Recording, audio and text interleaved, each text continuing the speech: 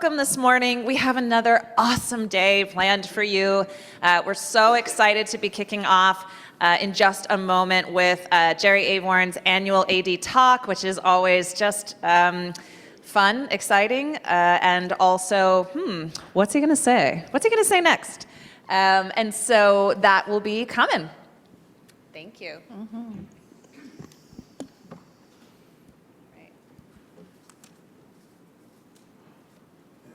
I'll advance here. Thank you. Mm-hmm.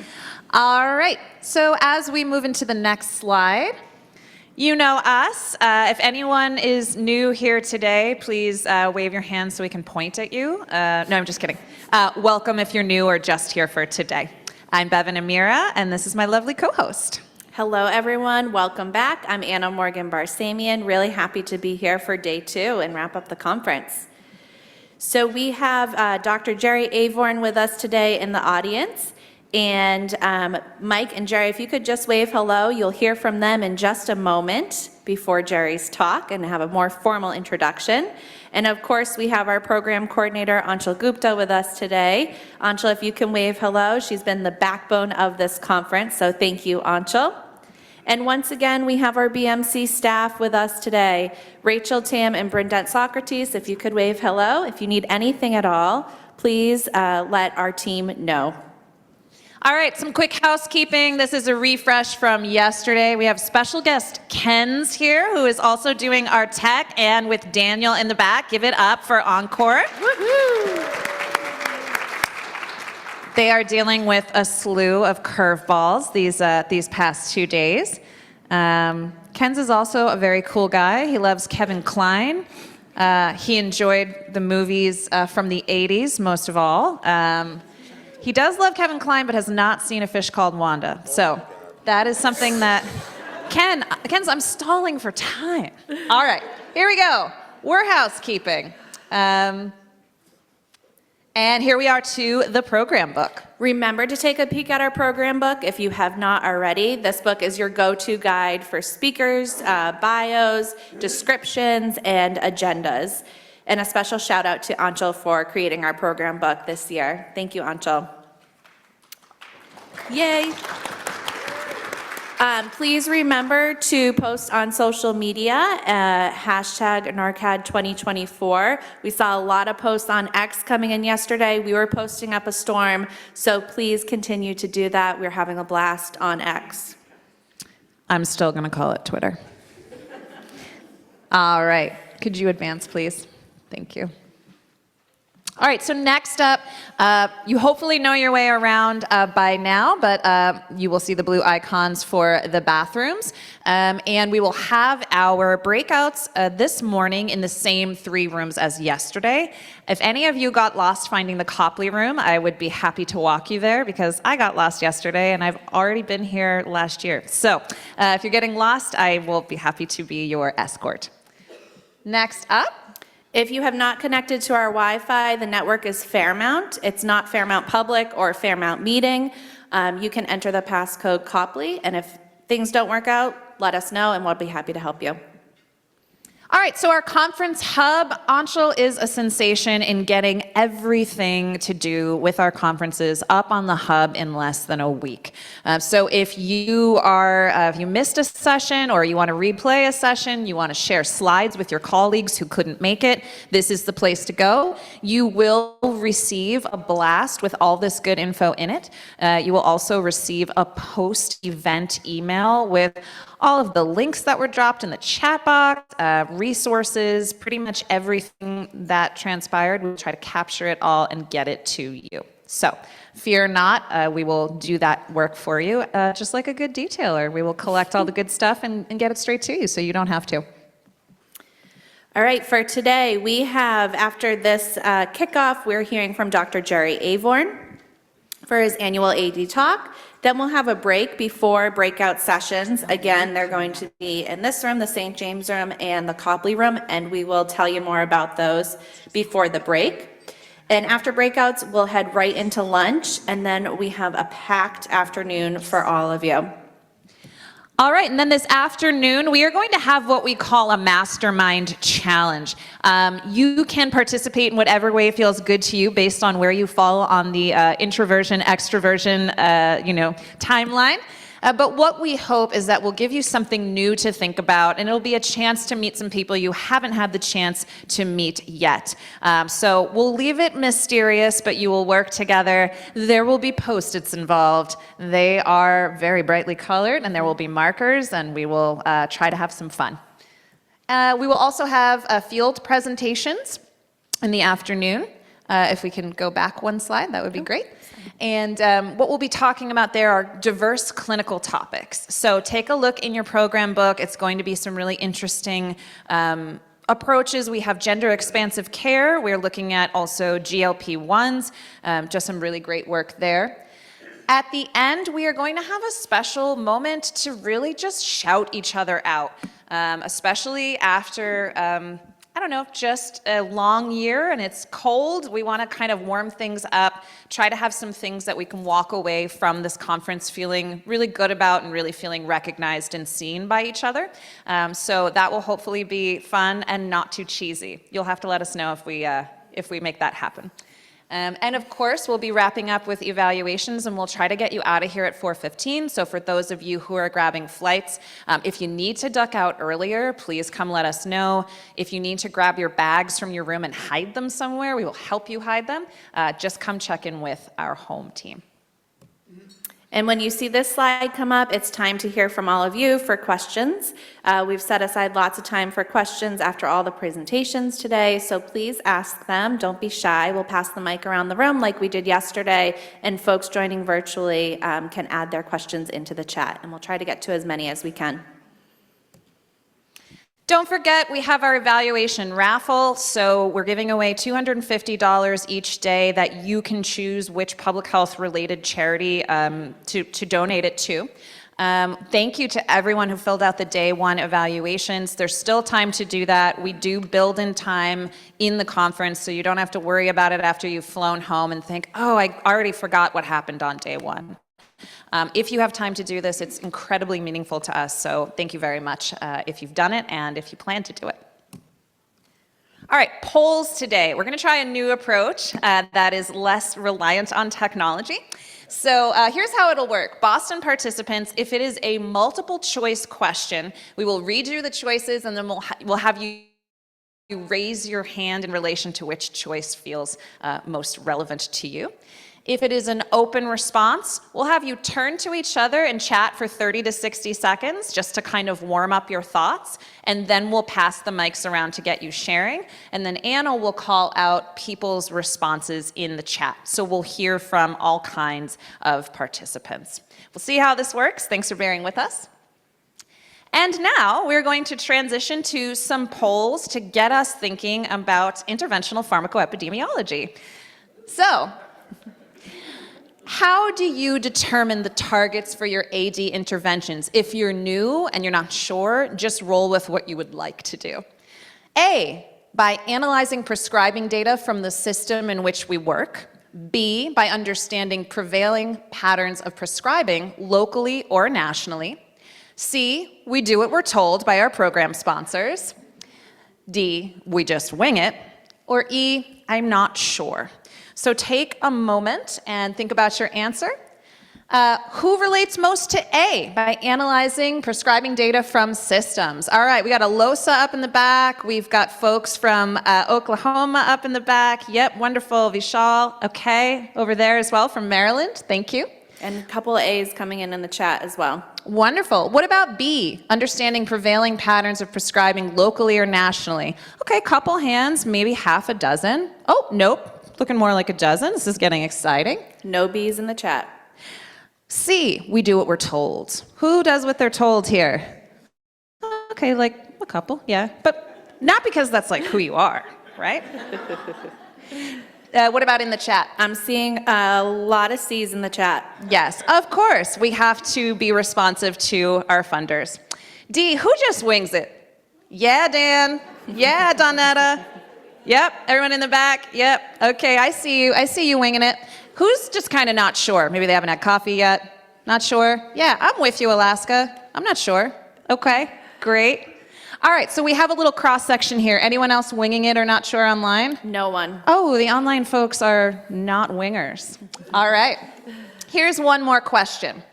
What kind of data, now don't think about things that might prevent you like resources, just think if you could wave a magic wand, what kind of data do you wish you had to help you plan and assess your AD interventions?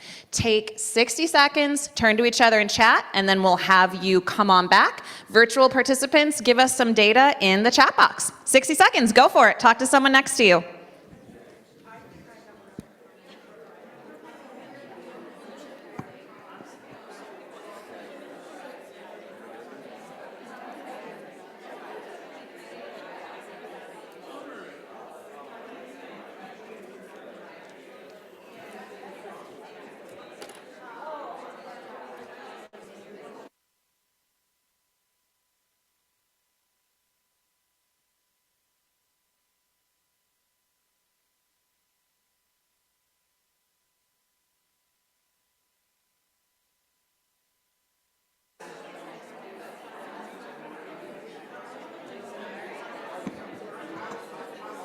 All right.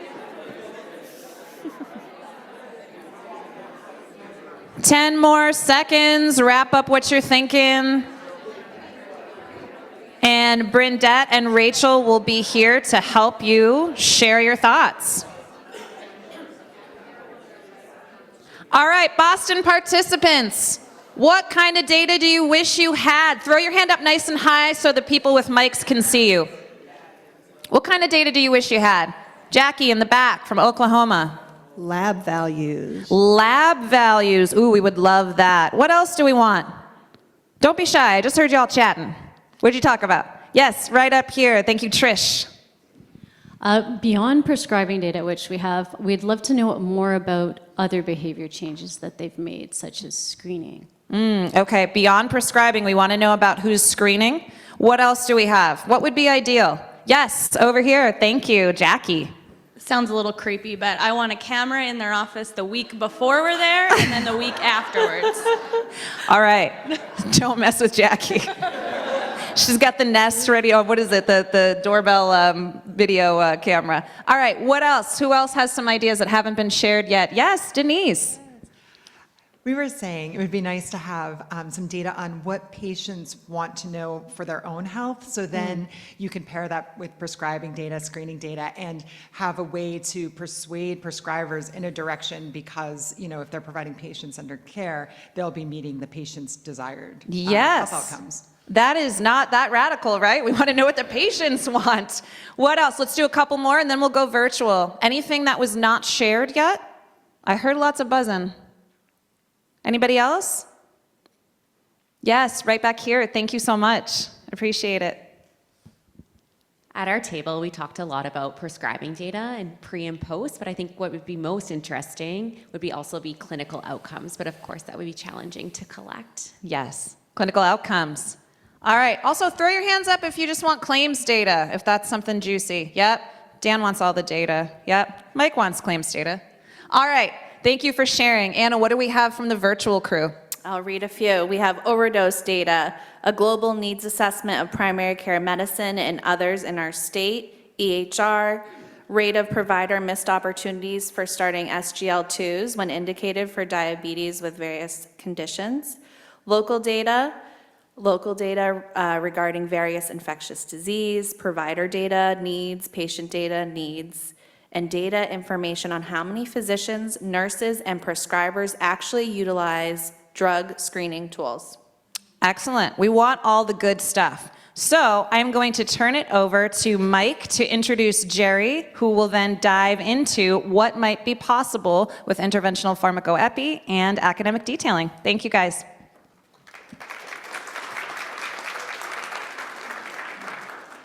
All right, good morning, everybody. Great to see you all again. And these traditionally start with "It is my great pleasure," but that's actually true in this case. It really is a great pleasure to have a chance to introduce Jerry. As our regular attendees know, and as our first-time attendees are finding out, this annual talk by Jerry really serves as sort of the centerpiece of the conference, appropriately since this whole field grew out of work that originated with an idea more than 45 years ago, the original idea, and the original paper is a little over 40 years old now.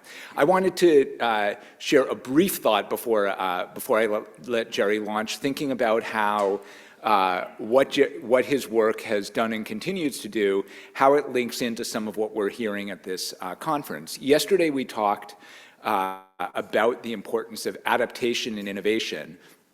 We heard about different ways in which people are taking creative approaches and adapting, whether in how they draw in clinicians to engage in academic detailing, a lot of the things we talked about in the morning. Really some more broadly creative adaptations later in the morning about engaging with different audiences completely, if it can make an impact and improve patient care overall.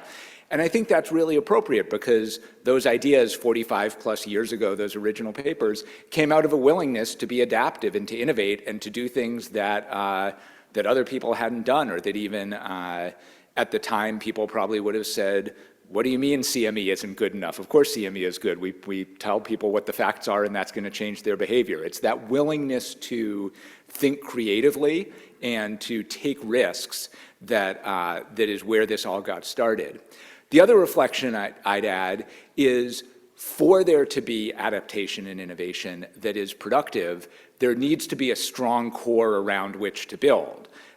Part of the reason that academic detailing was effective and impactful in the original studies that Jerry and his colleagues did, and then on over the decades, is because evidence-based medicine has a lot to offer. There was a strong core that had emerged at that time, and that continues, and that we hope will continue to emerge, around which to build something innovative where academic detailing could have a real impact, as it has gone on to do.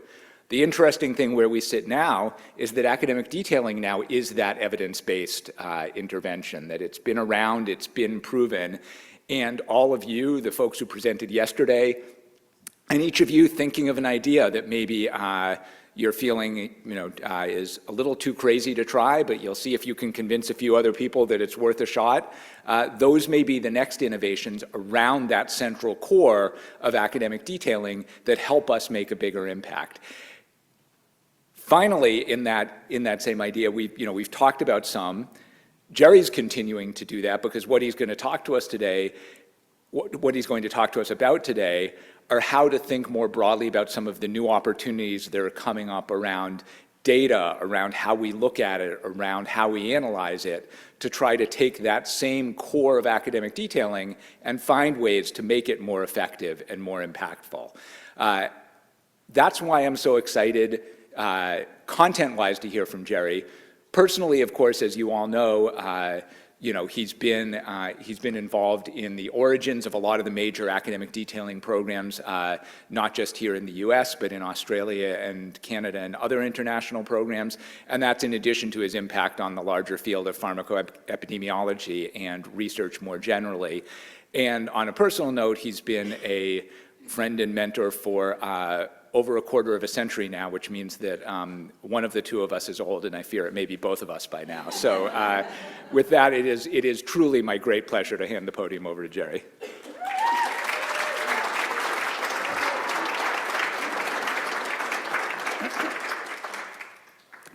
Thank you, Mike. That was wonderful. Lots to talk about, and let me see how late we are. Okay, obviously we will not finish by 10:15, but I will cover as much as I can, as quickly as I can. I guess for starters, it is just so heartwarming and encouraging and inspiring to see how many of you are here and how many of you are online, from not just the continental US, but Alaska and Canada and Japan and Norway and other places that we've all come together. And I was talking with Mike and Bevan earlier, really to form a community of people who do this, that Bevan and Mike and Anshul and Anna have managed to weave together, not just for this annual meeting, but also to continue the communication all throughout the year. And that is really very precious, and it's not anything I would have dared hope for when, as Mike mentioned, I wrote that first little grant in 1979. I did not predict that by 2024 we would all be here with a thriving national and international academic detailing community that is headed up with such a wonderful group of folks at NaRCAD to kind of knit us together and to share good ideas and to enable us to support each other and help each other. This meeting is one that I look forward to every year. On a personal note, as many of you know, normally I'm here from the beginning to the end on all the days. And I would have this year, except for the fact that my wife last month was diagnosed with acute leukemia. So I have been at the Mass General about 8 to 10 hours a day, every single day for the last month or so. And this is like the only thing I've come out for. And it means that much to me. And we're hoping that she will be responding to the meds and that she'll get a bone marrow transplant and will be as good as new at some point. But this is why I haven't been with you in person. I've been following along as best I could on the Zoom, and I look forward to being back in your midst in the meeting next year. Thank you. Thank you. Thank you. But before I get into the prepared comments, I just want to mention in passing and very briefly what happened yesterday, and Bevan and Mike can feel comfortable. This is not going to be political in any way. But, you know, the world changed a bit yesterday in terms of the work that we all do together. And without making any value judgments about the decision that our president-elect has made to want to bring RFK Jr. in as the head of Health and Human Services, which of course will have the FDA and Medicare and Medicaid and the CDC and the NIH reporting up to him. I think what's relevant to the work that we're doing, it's too late to do any bashing of decisions because all that is water under the bridge. But the simple point I wanted to make in the context of today is that it makes it even more important and valuable to do the work that you all are doing, both here in the room and virtually and in the whole academic detailing community. And the reason I say that is that it really kind of upped the premium on evidence-based science guiding our therapeutic decisions and guiding what we communicate to people who are making those decisions. Because evidence is going to be more precious than ever. And being able to say, you know, we're not doing something because it's either pro-pharma or anti-pharma or right-wing or left-wing or based on a particular interest group. We just try, as you all know so well, to just get the evidence right and then to communicate it to people who are making decisions on behalf of sick people. And that was super important and valuable before yesterday. And all I can say is that if we have a very substantially powerful person who does not really believe in data the way the rest of us understand it about healthcare, then it makes it even more vital that we keep doing what we are doing to kind of get the word out about what's true and what's not, and then clinicians and others can do what they want with it. And I guess, so that's the end. Bevan's blood pressure can go back down. I'm done with that part. But no, I think it is relevant to our field that, you know, you guys are going to be even more vitally important than before. I've also loved the way the team at NaRCAD has put together folks who are not just doing academic detailing in the kind of conventional old-fashioned sense of talking to doctors. You know, we've long since broadened it out to knowing that other people make prescribing decisions like nurses and pharmacists, and now to see that the same approach of educational outreach is being extended to people who are not official healthcare professionals, but have such an important impact on the welfare of the people we're trying to help. That's a brilliant extension of our work, and I think it's one where the same principle of understanding where people are coming from, what are their needs, what are their attitudes, what is their level of understanding already, which of course is the whole essence of doing academic detailing, can be extended to other groups that are doing really, really important work, many of whom are in the room, and many of whom we, you know, will have heard from in the presentations. So I really welcome that, and I think also that is ever more important to kind of work with communities representing people who really need to hear what, you know, just not what we believe or what we think is politically correct, just what the evidence says. We're all about, you know, the evidence. Okay, let me, did I leave my little machine? Here's my machine, okay. Oh, that didn't work. At least I'm not seeing any advance. I'll try the arrow. No, the arrow didn't work. Okay, thank you. And also, Bevan, if you could make this bigger, too. I will do that. Okay, great. I will. All right, so- I know how to do that. All right, great. So while Bevan is doing that, what I'm going to talk with you about today is this whole concept of interventional pharmacoepidemiology, which is a word I made up ages ago, to try to bring together the emerging field of pharmacoepi, which really didn't exist much when I started over at our division. Can we make that larger, like? Oh, even bigger? Yeah, like, presenter scale? Because I've got You'll want to point down. okay, all right, so it works, I just got to aim. All right, that's good, thank you. Great. Okay, all right, so let's see, going backwards. Okay, good. All right, you should always expect a slide too in any talk you get, just to know where people are coming from. It doesn't mean that people who are big drug company consultants are not speaking things that are true. You just ought to know that before you listen to what they got to say. Mine is pretty simple. I don't consult for any drug companies, nor does anybody at our nonprofit group ALOSA, nor the faculty in our division of pharmacoepi at Harvard Med School and the Brigham, which we affectionately call DOPE. ALOSA, of course, also does not accept any support from any drug companies. Most of the work in our division is federally supported, and I don't get paid for any of this stuff. And I just think that's useful for people to know. And that, in turn, when we go to communities, or we being any of us, go to communities or doctors or policy people, they can feel comfortable that we are not there as kind of secret sales reps working for some other entity, which, of course, we see a ton of in terms of educational programs for decision makers about meds. Okay, there's this great slide from Goethe, which I started that paper that's now currently in press or out in the American Journal of Epidemiology. Knowing is not enough, we must apply. Willing is not enough, we must do. And I think that's the slogan that the once known as Institute of Medicine, now known as the National Academy of Medicine in Washington, has adapted as its kind of slogan. And I think it's a great slogan for what we're talking about. Okay, so what is it? What are we talking about? Well, it really kind of started in that original academic detailing research that I did back in the late 70s, early 80s that Mike so graciously described. And I realized then, and the reason I guess I got my little tiny grant from the feds, was to argue that interventions in healthcare ought to be treated with the same respect and skepticism as we treat interventions in therapeutics. That is, as we all know, and Bevan found a wonderful picture of Galen that's in the reprint of the article, who, thousands of years ago had some really dumb ideas about how do you treat things. And they became the guiding, about the humors and the black bile and the other bile and how you've got to sort of reduce them. And for hundreds and hundreds of years, that guided how doctors took care of patients, because we didn't really know about how to test ideas. And it was what the authorities said, and everyone's always done it like this. And it was only literally in the middle of the 20th century, 100 or so years ago or less, that people said, hey, maybe this stuff we're doing doesn't really work.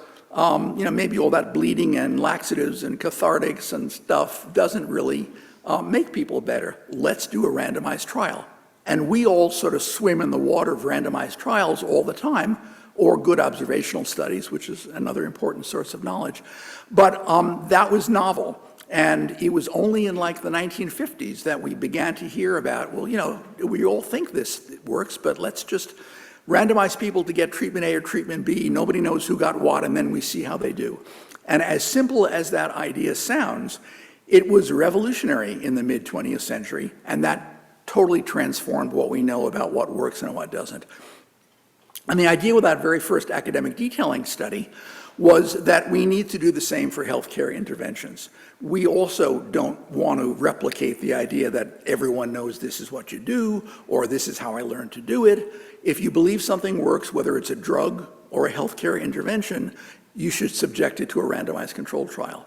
And that's what that first paper that came out in the New England Journal with Steve Sumeray said in 83, and we randomized a bunch of doctors around the country, and we tracked their prescribing, and it turns out that those who were offered academic detailing, not those who accepted it, we'll get back to that in a moment, but those who were offered it, actually reduced their bad prescribing in that study by like 14%.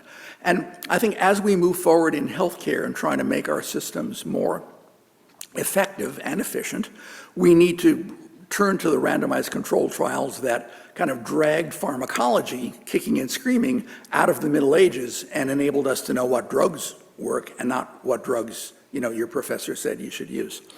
And of course, this became possible because by the 80s, we were computerizing everything, not to help young academics at the time like me, but because that's how everybody started paying their bills. And it was the ability to capture that billing data that made it possible to extract who's prescribing what information and be able to then go ahead and do something with it. And of course, that applies not just to prescriptions that get filled, but also procedures and healthcare encounters for outpatients and x-rays and everything else that we do in healthcare has to be billed before anybody, can get paid for it, and the billing is what we've worked from. And so I started accumulating these 9-track tapes back in the 80s, which is how data was stored in those days, and they were huge and cumbersome. But we wanted to be able to use that to be able to target who would we talk to. If we have 4 states that basically, their Medicaid programs, I'd call them up and I said, will you send me your computerized paid claims files? And some of them said, sure, what's your address? Some of them said, what's a computer? Quite literally. In 1979, a lot of Medicaid programs were not paying their bills. They were dealing with paper prescriptions, and then they'd send it to the back office and somebody write an invoice. So they didn't have much to offer. But in a pre-HIPAA day, I said, you can wipe off all the patients' names. I don't want to know about that. And they said, you can do that when you get them. And I said, fine. Simpler times. But so the idea was that in order to know whom to talk to, what if we had a whole great intervention about inappropriate use of antibiotics in upper respiratory infections that were viral? How would we know who were the big antibiotic users in primary care versus people who maybe were more restrained? So the data on who prescribed what was enormously helpful. And then the other thing was that it enabled us to find out whether the intervention actually worked.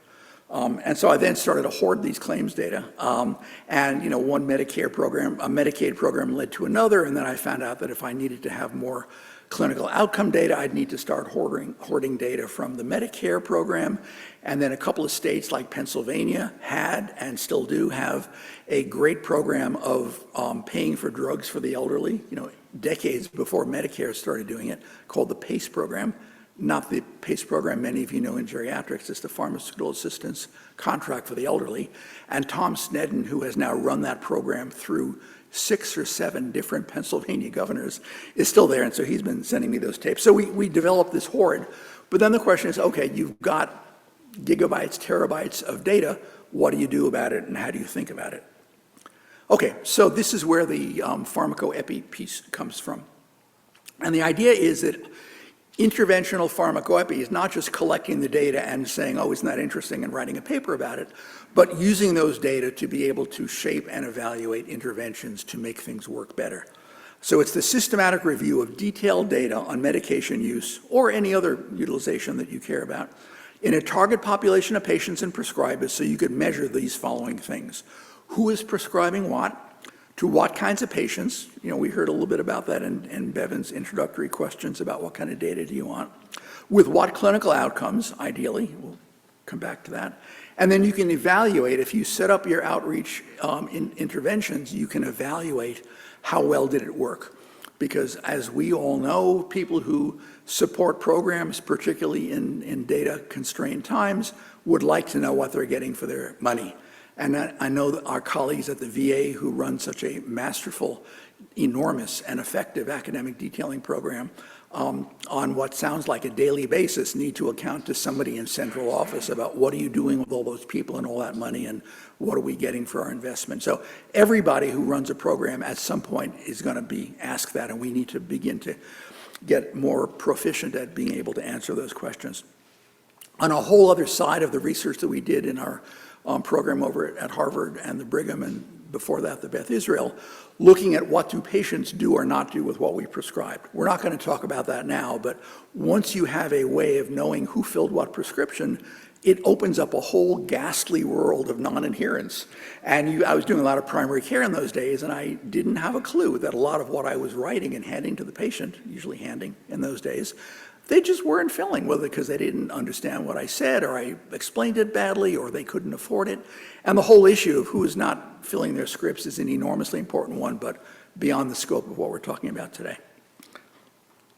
Okay, so it's okay to not do this. And I know that many of you on the Zoom and in the room and working on academic detailing nationally and internationally, it's not like you can send a memo to somebody and say, okay, give me all the prescribing practices around anticoagulants, antihypertensive, diabetes meds, and I want it on my desk in a week, and then we'll send out our people to do that. We have been lucky at ALOSA that Paul Finikas and Ellen Dansell and Tony DeMello and colleagues actually can make such a request from one of our sponsors, which is Aetna, who's been great, by the way, as a sponsor of this. And they just send us their paid claims tapes, they strip off the patient's names, and we know if we're interested in opioids, who's prescribing all the opioids, in a given state that we're working in. But, that's not always possible. And so that inspired that first earlier question that Bevan was asking you to think about, what data would you like to have if you could? And as we saw from the answer to her poll, an awful lot of very good programs just go on. We know there's too much use of opioids because we, have not been living under a rock and we read the papers and the journals.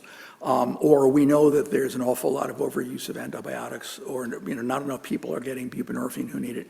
And you can know that and run a great program. So I don't want anyone to feel like, gee, if I don't have a bunch of computer programs and epidemiologists and data analysts, what am I doing? You can still do great stuff just based on what I think we all know are the biggest problems in medication use or non-use or overuse. And that's fine. But if you can get the data, it sure can help a lot to make programs more powerful and more efficient. And it also can give you ammunition when whoever is supporting your program says, what have you done for me lately? You can show changes in prescribing patterns if you're able to. Now, the reason I think this whole notion of intervention and epidemiology is such a powerful combo is that it brings to the fore a lot of questions that we ask in epi all the time, like compared to what, and who was in the control group, and how were they selected, and was it an intention to treat design, and all these other sometimes wonky epi questions that are very germane to doing an evaluation. And if you get that wrong, you may as well not even try to do the intervention. But so one thing you can do is you can look at what are the prescribing problems in either your program or your catchment area, or the funder who is running your, or paying for your program, like the VA, for example, does. And you can say, gee, we've, who knew, but we've really got a problem of underuse, overuse of this category. We might not have inferred that just because we're clever people. And the next step beyond that, and this is one about which people may have differing views, you can also say when you go in to visit Dr. Fisher, that here's somebody who, just still has all his diabetic patients on metformin and sulfonylureas, never ever uses an SGLT2 inhibitor or a GLP-1 agonist. And maybe that would inform maybe what you say to Dr. Fisher, who of course is way smarter than that, but I'm using him as an example, in your talking with him about improving his care of patients with diabetes. Or it could be the other way around, and we don't know. Now, of course, we know that the drug companies do exactly that. And the Salesforce detailers who go out to visit doctors on behalf of companies come already armed with detailed information on what Dr. Fisher has prescribed in the last month or two and how that compares with his peers, because they buy that from the drugstores, and it's a huge industry of its own. But there's even questions about should one know that. I urge you not to say, as academic detailers, by the way, we ran your numbers and you're really underutilizing or overutilizing. People don't. And in the years when I would allow myself to be detailed by sales reps from drug companies, never once did any of them sort of mention, oh, by the way, I know exactly what you're using to treat hypertension. They kept that to themselves. They tailored the conversation with me, informed by that, but they never actually let me know that they know that. So that's something about which you can have many happy discussions internally if you can get the data. But equally important, and what we're sort of getting at today, is that you can use that data to assess program effects. And it's always good to know that what we're doing makes a dent. And you can just track the prescribing of the doctors that you visited. It's extraordinarily important and would take another hour and a half, which I think Bevan doesn't want me to take, to talk about who do you compare the doctors with that you're visiting and what time frame and so forth. But these are important details, and if it's not something that feels totally comfortable, I urge you to go out and Shanghai an epidemiologist to be able to talk to you about comparison groups and so forth. And again, it's not just about, you all know this, about decreasing prescribing we don't like. It's also, as anybody involved in dealing with PrEP or dealing with buprenorphine or naloxone, it's also about increasing the use of drugs that we're not using enough of. It can also be used for management purposes within your program, that you might say, hey, Sally's doing a great job with all her doctors, but Stanley over there doesn't seem to be changing much of anything. That's not a reason for firing Stanley, but it may be a reason for coaching Stanley, or maybe having Sally go along with him on some visits and give him some coaching about how to do better. It is also, of course, possible to justify some of the costs of the programs that you're running. However, a couple of important caveats. All of us feel, and I assume that most or all of you feel, that academic detailing programs are about improving the quality of patient care.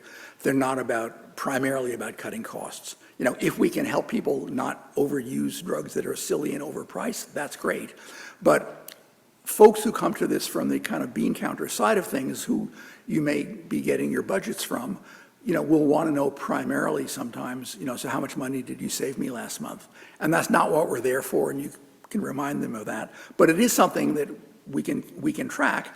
And to the extent that part of our message is about, this stuff, the biologics come to mind, all this bazillion things. You can't watch the evening news without seeing ads for psoriasis and eczema and stuff. And Ben Roman, our group at the medical school and at the Brigham, did a very nice study about, in the Journal of JAMA Dermatology, that there's a tremendous heterogeneity in how well these drugs work and what they cost.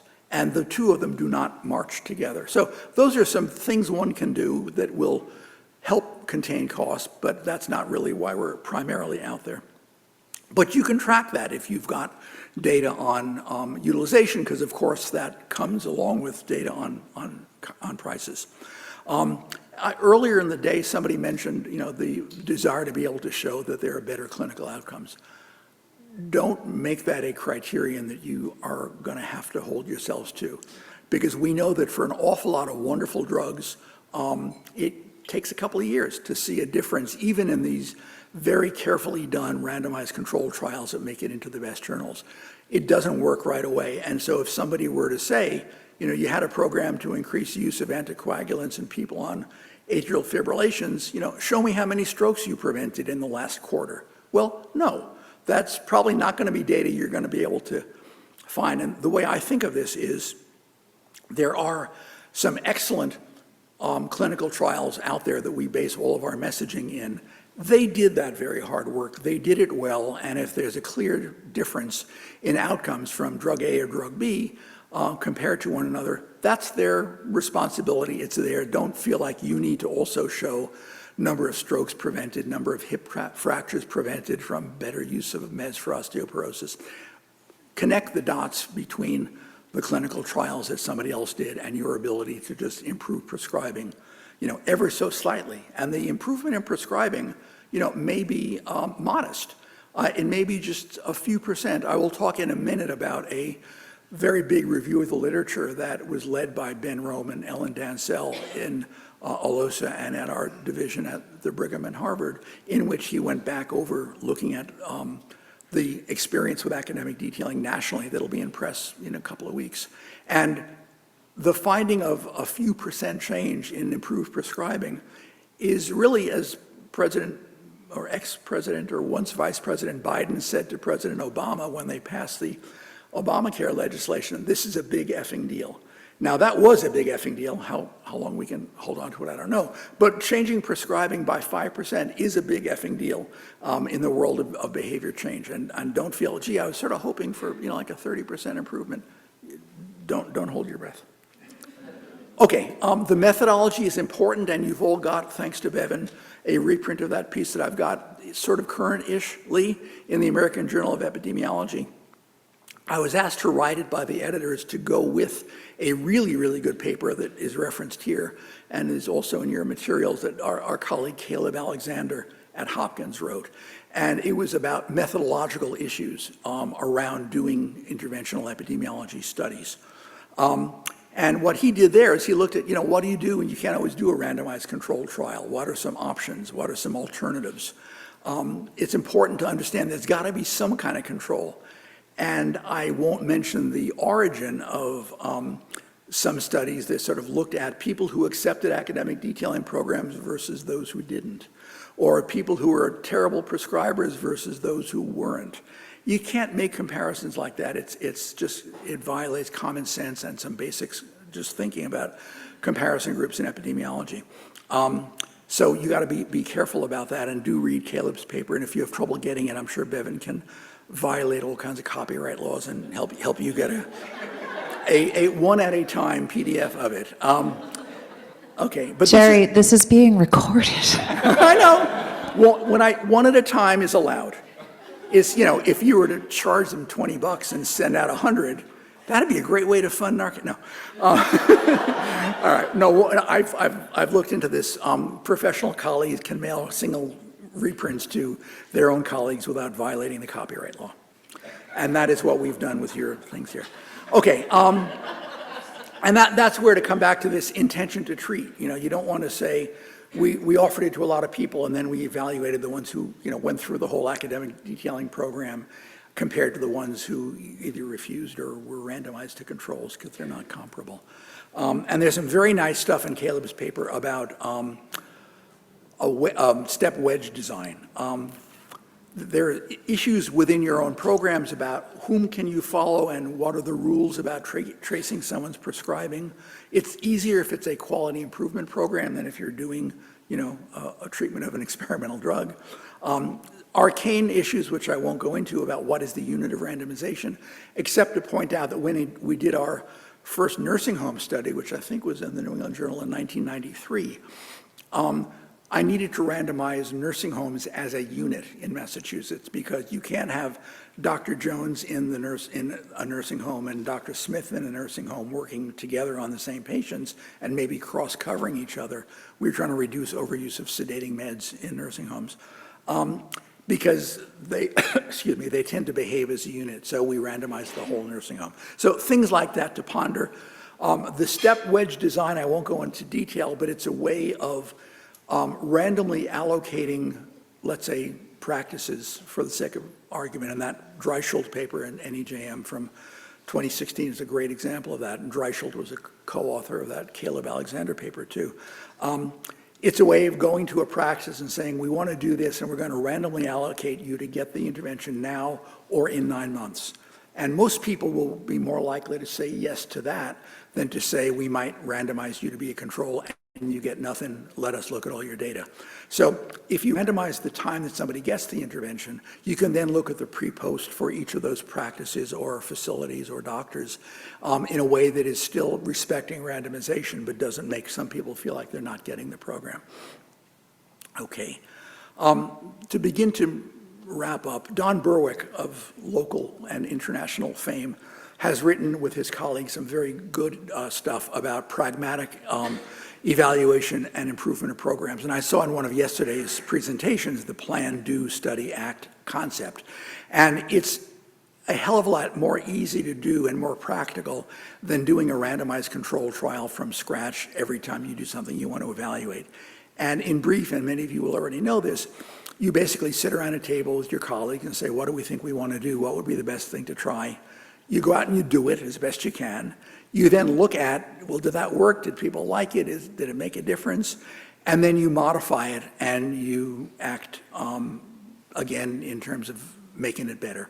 And this is Don and colleagues, and there's some more references in my AJE paper, have been doing this for decades in real world settings, and it's a very nice way of trying to have something that is evaluation-like without going to an IRB and getting informed consent and doing randomization that is maybe not as practical as you would like in your setting.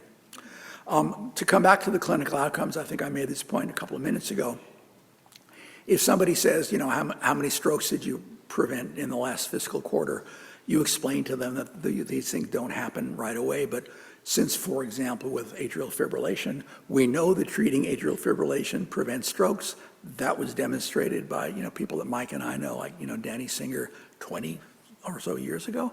Don't take our word for it. Read the paper and just know that if we fixed up anticoagulant use in patients with atrial fibrillation, it will have a good effect, and don't expect us to count strokes for you.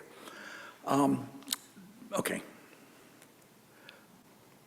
So to come back to that piece that is about to be in JAMA, in Network Open, the last time there was a systematic review of this kind was the Cochrane collaboration that many of you know, around 2007, and they reviewed the intervention much as they review clinical interventions and looked at all the evidence and graded the quality of the studies and so forth.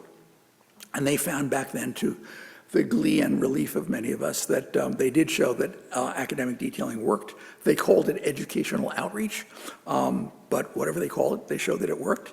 And with the support and encouragement of Melissa Christopher and her great team at the Veterans Administration Academic Detailing Service, they said to us at ALOSA, it's been ages. Why don't you see what's been out there in the literature, knowing full well that some of the best papers in the literature came from the VA Academic Detailing Service. But there's a lot of other stuff representing the work that many of you have done. And so Melissa and colleagues urged us to do that. Ben Rome in our division at Harvard and here at ALOSA collaborated on it. Ellen Dansell made it all come together very intelligently, as Ellen does for everything. And other people, Paul Finikos and Dominic Trombetta and others in ALOSA and in the division reviewed bazillion papers and then found which ones were actually methodologically okay and which ones were not, and then did a very, very comprehensive analysis. And as I said, it'll be out any week now, and Bevan can let you know when it's out. And basically they found that, yes, it does work. And the interesting sort of 2020's version of it is that often academic detailing is combined with other interventions. Hardly ever will somebody say, all I'm going to do is academic detailing. So the paper talks about how different projects that looked at audit and feedback in combination with academic detailing and so forth. And that was very encouraging about the last 40 years of my professional life and the work that we are all doing. But again, don't expect a 42% reduction in bad prescribing. Nothing does that short of death threats. Okay. All right. Just one of my last slides here is just thinking. I've been working on this book. I'll tell you about it in a minute, and I had occasion to look up. So, how much is spent by the pharmaceutical industry to influence prescribing choices? And I'm sure it's higher than this now, but there was a great paper in JAMA a couple of years ago by Schwartz and Woloshin that counted it out in a very rigorous way at over $50 billion a year to pay for all those sales reps and TV commercials and journal ads and everything else that we see to change prescribing, not in the direction of being more rational or more evidence-based. It's just in the direction of selling more product. They're allowed. They're companies. That's why General Motors and Crest toothpaste and everybody else do ads to get you to buy more of their product. But when you think about the fact that we are all sort of paying for that, because they don't do that out of their bottom line. They do that and add the cost of that to their drug prices, which are, as you know, astronomically higher than in any other country on earth. And then ironically also get a tax deduction because it's the cost of doing business, that in a sense all of us, citizens, taxpayers, healthcare professionals, are paying for those ads that they inflict on us every night when we're trying to just watch the news. I solved that, by the way, by just not watching the news anymore. For other reasons. But I was thinking, what if somebody just said, what about 5% of that amount, which would be $2.5 billion, or even 1% of the amount, that's $500 million a year. That would be a way of supporting these things as a public good just the way the government has traditionally built highways and, rail systems and keeps the air clean, more or less, and has a military. All these are things that are considered public goods that the government should pay for, or we used to think like that. And so why couldn't we see that as a way of supporting academic detailing? All right, to wrap up, because I don't want us to go over by all that much. It is possible to use epidemiologic analysis of academic detailing interventions and can make them more powerful by identifying the prescribing issues. What's the problem in our system that we could be doing a better job on? Who are the prescribers most in need of being able to get educated and improve their practice? Did we make a difference, as if we can do the comparison in a legit way? And that is also, besides measuring our benefit, it's also a way when somebody who's paying the bill says, what have you done for me lately? You can at least show that we, besides having the doc say this really was helpful, which is a very important outcome, also to show that you were able to improve the prescribing. Okay, so there's that reference to my piece in AJE. The paper that Ben did, the lit review, is the one that's in press and JAMA Network Open. Okay, so 2 books. Can't end without talking about the books. The one on the left is one that I've got coming out in early 2025 with Simon & Schuster, called Rethinking Medications, Truth, Power, and the Drugs You Take. And the other one is the oldie but goodie that actually still has stuff that's pretty relevant in it. And that's also on Amazon. It's published by Knopf 100 years ago, practically. But you can pre-order the one on the left, which you should do so that they don't print just 30 copies because they don't think anyone cares. And you can still get copies of the one on the right because it says all this in much more interesting and lurid detail than I was able to get to. So that's what I got to say. Let me thank you for being here, for the work you're doing, and for being patient listeners. And I'm happy to take as many questions as Bevan lets me take. Good, thank you.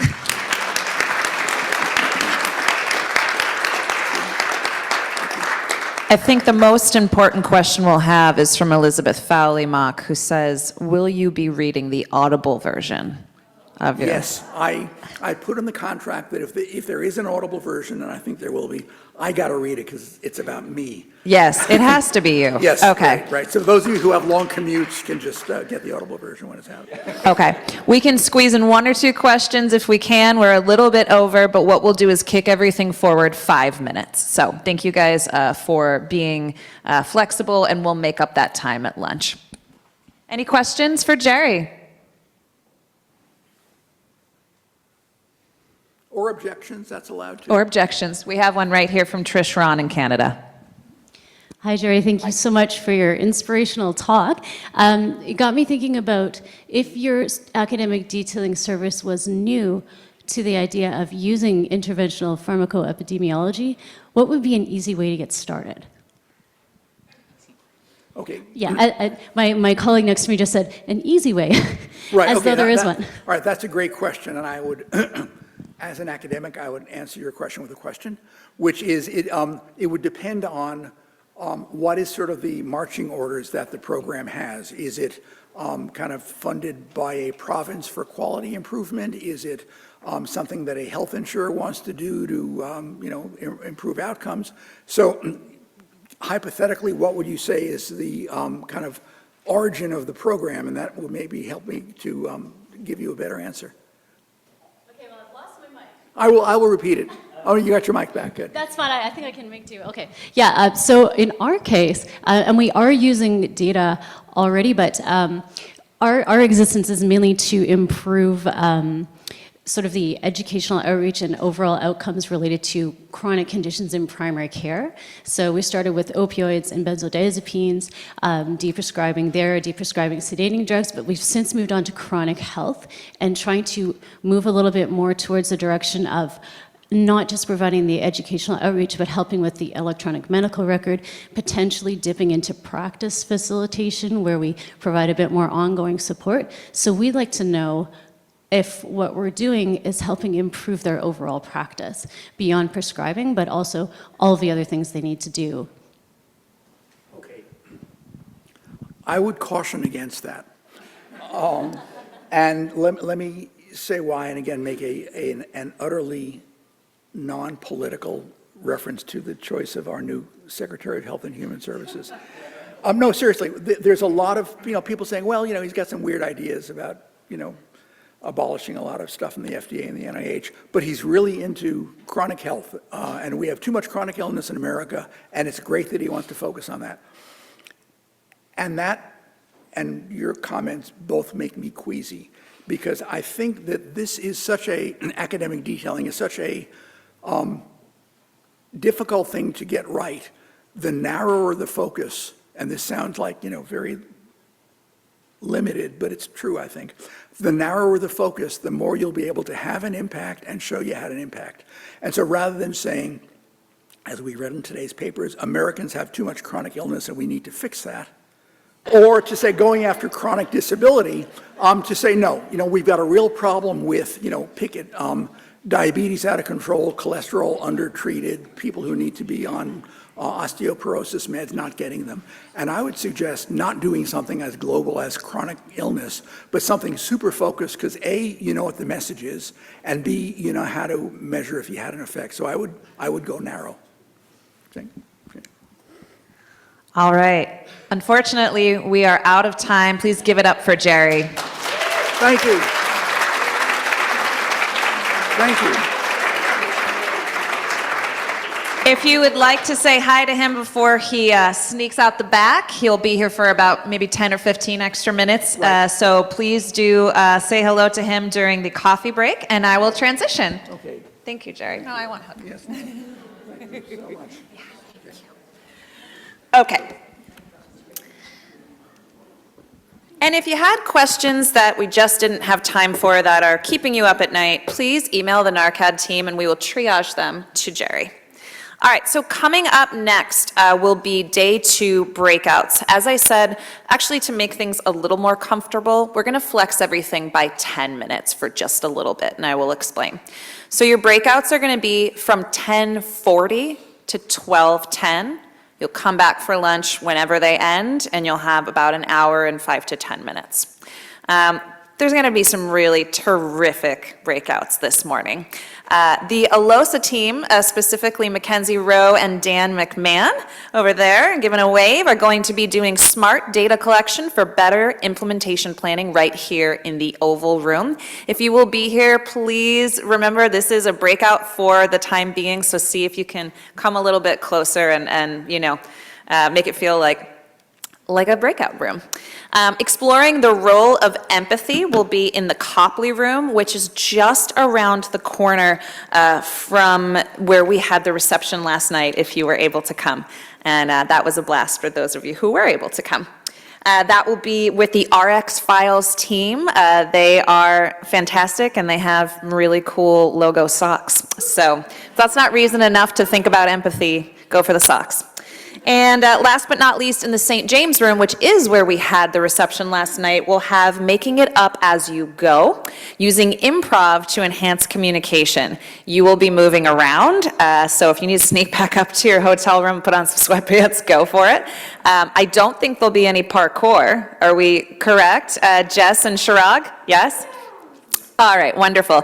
That will be a fantastic session for those of you who are new, and it will definitely get you revved up and out of your shell and ready for lunch. So those of you who are joining virtually, or those of you who would like to slip away with your laptop and join the virtual session, we will be having Addressing Stigma by Engaging People with Lived Experience. This will be a really thoughtful session with Mary Hightower and Darla Peterson from Iowa and Tammy Hutt from Zero Project. So we've got a lot of great choices. If you miss anything, we will try to reenact it all for you. But please do take your break and get ready to go to your breakouts at 10:40. We'll see you back in the Venetian room for lunch right around 12:10. Thank you, guys. Welcome back. Thank you all for sharing your creativity around the room. I was impressed by the range of artistic skills as well as the content that was included. So hopefully people took a quick picture of your own board. Some of them, in the spirit of New England fall, have started changing colors and shedding to the floor. So don't let people know. All the tourists will drive in and think it's foliage, and the room will get too crowded. All right, so really, really excited for this next session, where we're going to hear about a range of clinical topics in AD. We've spoken throughout our 2 days together here about the adaptability of this approach, about how it can make an impact in different ways.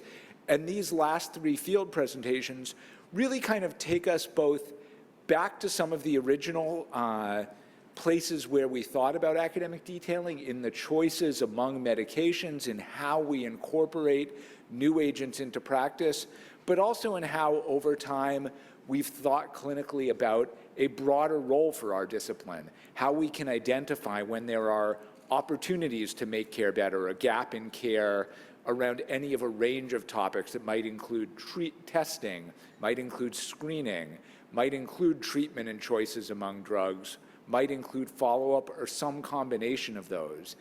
In each of those cases, it takes a team that can think carefully about the clinical scenario, understand the principles that underlie an effective AD program, to put a campaign together, to get the materials in the right place, to get the right messages, and then go out and work with those clinicians on the front line to make change. And that's what's really, really fun about the presentations that the team has put together for you for this session, is that each of these clinical scenarios has different elements, presents different challenges for the detailers who are trying to make a difference. And I'm hoping that each of you, whatever clinical area you work on, whatever setting you might work in, can look and from each of these presentations, take away the pieces that apply to your work and put them together in your own version of adaptation and innovation for the challenges that you face. So I'm going to hand over to Anna now to introduce our individual speakers.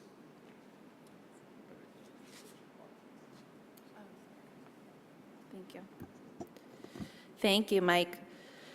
Our first speaker in this section is Ryan Anderson. He's an academic detailer for Detailing for Improved Sexual Health in Arizona, or DISH-AZ. Ryan has 14 years of experience volunteering with organizations that serve the LGBTQ+ community. Ryan is passionate about improving health outcomes through academic detailing for those that need it most. It is my pleasure to welcome Ryan to the podium.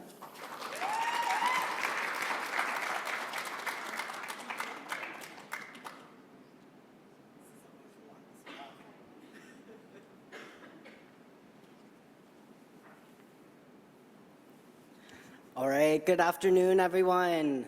Can you hear me okay? Yeah. All right. So I decided that I'm going to be super excited instead of super anxious. Let's see if this works. All right, so welcome to Enhancing Inclusive Healthcare for People Who Are Gender Expansive, Academic Detailing as a Catalyst for Change.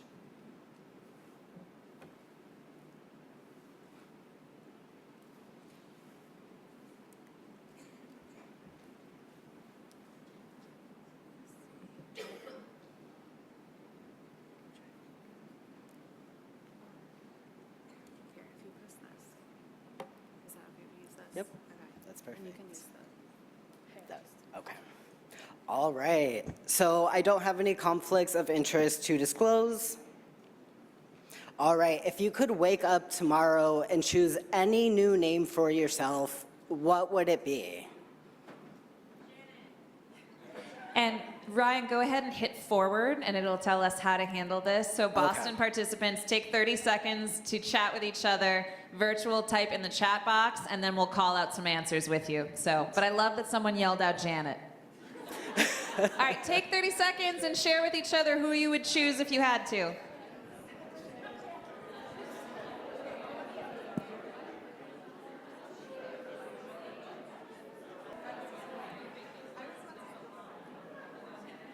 Right. So let's call out some stuff. Feel free to shout it out or raise your hand if you have a quieter voice. What do we want to change our names to? What was it? Okay, that table's up to trouble. Who's got ideas? Vishal, I know you got something. I would want to go as the man, kind of like the dude in Big Lebowski, but instead of the dude, the man. toxic masculinity at its finest with Vishal. No, I'm kidding. I'm saying that because he is the least toxic. I love you too. Who else has something? Back here? Anyone? Anyone? We just said middle name, so Aaron is my middle name. Okay, going with the middle name. Anybody got a cool middle name? Something they wish they could switch to? Margarita, yes. What else? Anybody else have anything? I would love to be a grandma. I don't know that it's in my future, but I would love to be called Babchi. Oh. That's sweet. Yes, Trish. Okay, so I'm from Canada, and we have Tim Hortons there, which is like a coffee donut chain. And when you order, they ask you your name. So when you go to pick it up, they can announce your name. And I never pick my name. I pick Madam Donut.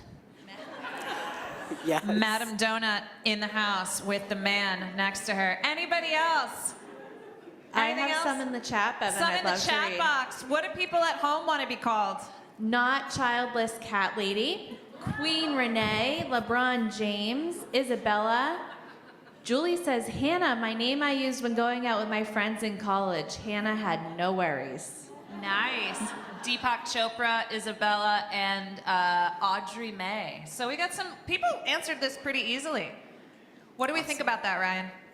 I think this is amazing, and thank you all so much. So the reason I asked this question, first I'm going to give some background. So I am gender expansive. I transitioned about 10 years ago. I was assigned female at birth, both socially and medically transitioned. But when I'm going out and doing gender expansive academic detailing, providers often express like, I don't even know where to start. Like I have nothing in common with someone who is transgender or gender expansive. Well, guess what?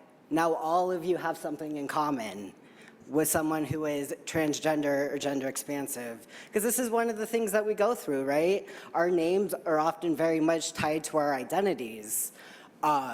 So thank you for indulging me in that quick activity. All right, so I'm a member of the DISH AZ team. DISH AZ stands for Detailing for Improved Sexual Health in Arizona. We focus on individualized and ongoing education and connection for Arizona healthcare providers and more. We use providers very loosely. We work with outreach staff, we work with physicians, we work with MAs. If they need us, we're there. All right. So we focus on three concepts: connection, education, and support. And in the middle is that sweet spot of academic detailing. So I'll start with the education. With the education piece, it's a give and a take. I learned just as much from my AD partners then hopefully they're learning from me, and it's that exchange of knowledge, and it really does help build that connection. And then connections. Not only does our team spend a lot of time on connecting with our AD partners, we spend a lot of time connecting our AD partners with other subject matter experts, so that way they feel super secure in what they're doing. And support can take the look at helping with materials, building their materials for them, customizing generic materials that we have so it fits in their scope of work. All right, so the DISH AZ team consists of myself, our amazing academic detailing program manager, Rocco Cook. Dr. Kevin Carmichael is our senior detailer with extensive knowledge of HIV. And then Dave White is our senior health educator and also the Team Friendly founder. If you've never heard of Team Friendly, feel free to do a quick Google search. It's a really cool anti-stigma campaign for HIV. All right, so why gender expansive care? Why choose out of all of the topics that we can choose, why choose gender expansive care? So there are going to be two reasons. The one reason for this is that there are about 49,000 gender expansive people in the state of Arizona. Now, the reason that I don't necessarily love pointing out the percentages because these percentages look really small, right? We're looking at 0.73%, 1.54%. But when we take away those percentages and we look at the raw numbers, that's 49,000 human beings that are at risk of being discriminated against in the healthcare system. Reason number 2 is people who are gender expansive are 13 times more likely to be HIV positive than other adults of reproductive age. And there are several reasons for this. Cost of healthcare. Cost of healthcare is expensive for everyone, but when we're adding in the extra component of being gender expansive, and we're going to cover a little bit of it in the slide in just a second, but when we look at if someone's not able to be employed, they're really not going to be able to afford their health care, right? And then the judicial system is very discriminatory against people who are gender expansive. And I do want to mention that during this presentation, I'm going to be talking about some really sensitive topics. So if you do need to take a moment for self-care and exit the room, you're not going to offend me in any way, shape, or form, because we are going to be talking about some really sensitive topics.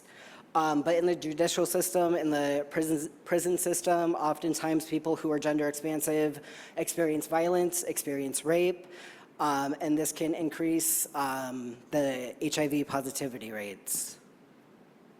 Limited access to health care. Violence, again, this can be physical, sexual. Employment, due to discrimination, oftentimes gender expansive people are not able to find employment. So that brings us to this point, sex work. We all got to do what we need to do to eat and survive. So that's another component. And then physiological reasons. For someone who was assigned female at birth and takes testosterone to medically transition, sometimes vaginal tissues can dry out, and we know that that can cause damage during penetration. And then for folks assigned male at birth, oftentimes anal sex is going to be the type of sex that's had, and we know that that is also linked with increased risk. All right. So where we started with gender expansive AD, we started with our toolkit. It has 4 key messages and a total of 8 pages. And I'm going to somewhat briefly go over the key messages. Our first key message is create a safe and welcoming environment for gender expansive patients. Right? This seems pretty like self-explanatory, right? But for a lot of providers, they don't think of some of the things that may make their space much more inclusive. So we start with data, right? Data speaks very loudly. So we go over the trans survey, and we go over these facts. 36% did not see a doctor when they needed because they could not afford it. 33% of respondents who had seen a healthcare provider in the past year reported having at least one negative experience related to being transgender. I myself, I have experienced negative experiences when trying to seek healthcare, even outside of gender-affirming care, right? So we go into why it's so important, and then we go into, okay, so now what do we do? How can we make our space much more welcoming?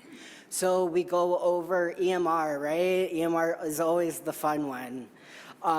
We address how we can make little notes, little changes in order to make the space more inclusive.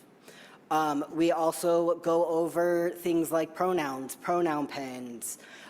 We go over bathroom signage. If they have a single-use bathroom, we very much encourage them, instead of having them gendered man or woman, just have a sign that says anyone, all genders. If it's a single-use bathroom, why not? Our second key message is use a patient-centered lens to identify health risks and needs with gender-expansive patients. So this is where we really want to explore things like informed consent, a collaborative lens, cultural responsiveness is a big one.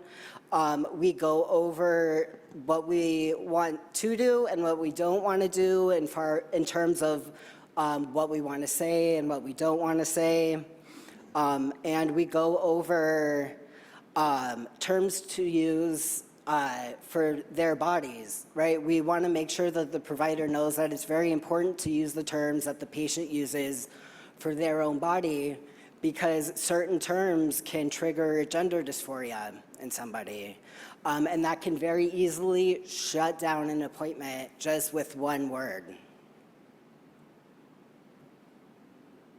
All right. Key message number 3, ask about sexual health needs at every appointment. This is super critical because if someone is on gender-affirming hormone therapy, libido and sexual functioning is going to skyrocket. In folks assigned female at birth, it may decline in folks assigned male at birth, depending on the medications that are used. But this is why we want to ask about sexual health needs, because they're going to vary depending on dosage, depending on how long somebody's been on gender-affirming hormone therapy. So we want to talk about things like PrEP. And again, we do stress, we want to make sure we are being very respectful of somebody when we're talking about genitalia. Again, we want to make sure we're asking terms that are used. All right, lastly, our last key message is offer services that address the intersectional complexity of whole person gender affirming care. So basically what this means is don't just focus on the gender affirming aspect. Don't just focus on the hormones. Don't just focus on the surgeries, but let's focus on everything, right? We want to make sure we're up to date with vaccines, we're up to date on screenings. And we want to make sure not to dwell too much on the gender identity if that's not the reason why the patient is there. All right, so we found the toolkit to be a very valuable resource. However, we soon learned more was needed. And this was to help advance healthcare for people who are gender expansive. We needed to enhance and diversify our AD tools and approaches for the subject and make them more inclusive. So when we built our toolkit, right, we had a diverse committee. Many people's eyes were on the toolkit. We had many people review the toolkit. But the one thing most of us had in common was we are either a part of or very closely related to the LGBTQ plus community. So we were viewing it through that lens. So we left out like LGBTQ plus 101 because we figured everybody knew it, right? Everybody knows these terms. It's 2024, you know, we made those assumptions. And we soon learned not everybody was at the level that we were at because they didn't have that lived experience. So we decided to increase the amount of materials we had in order to address that gap. So we still have our printed and digital toolkit. We do have a slide deck that's adapted from the toolkit and the accompanying worksheet, the gender unicorn worksheet. The new things are the slide deck for review of communication styles, gender identities, sexual orientation, and romantic orientation, with a huge emphasis on terminology. We were still seeing, when we were doing academic detailing, we were still seeing gender identity, sexual orientation, and romantic orientation being used interchangeably, which is not going to increase the quality of healthcare one is receiving if we don't really know the person that we're trying to help. So when we launched this, I initially had it for one clinic who really wanted the the 101, it blew up from there. We had many people reaching out to us specifically wanting to go over this. So now what we do is we start with this training, and then we can go into more of the 202 that the toolkit covers. And then we also have a gender expansive care resource links. Gender expansive and gender affirming care are broad topics. I could spend hours, days talking about it. So instead of me taking the AD partner hostage for 2 hours, I provide links for them for topics that they want more information on. And that has been really well received. All right. So as we all know, one size does not fit all when it comes to academic detailing, especially gender expansive academic detailing. We tailor our tools to address the needs of our diverse AD clients.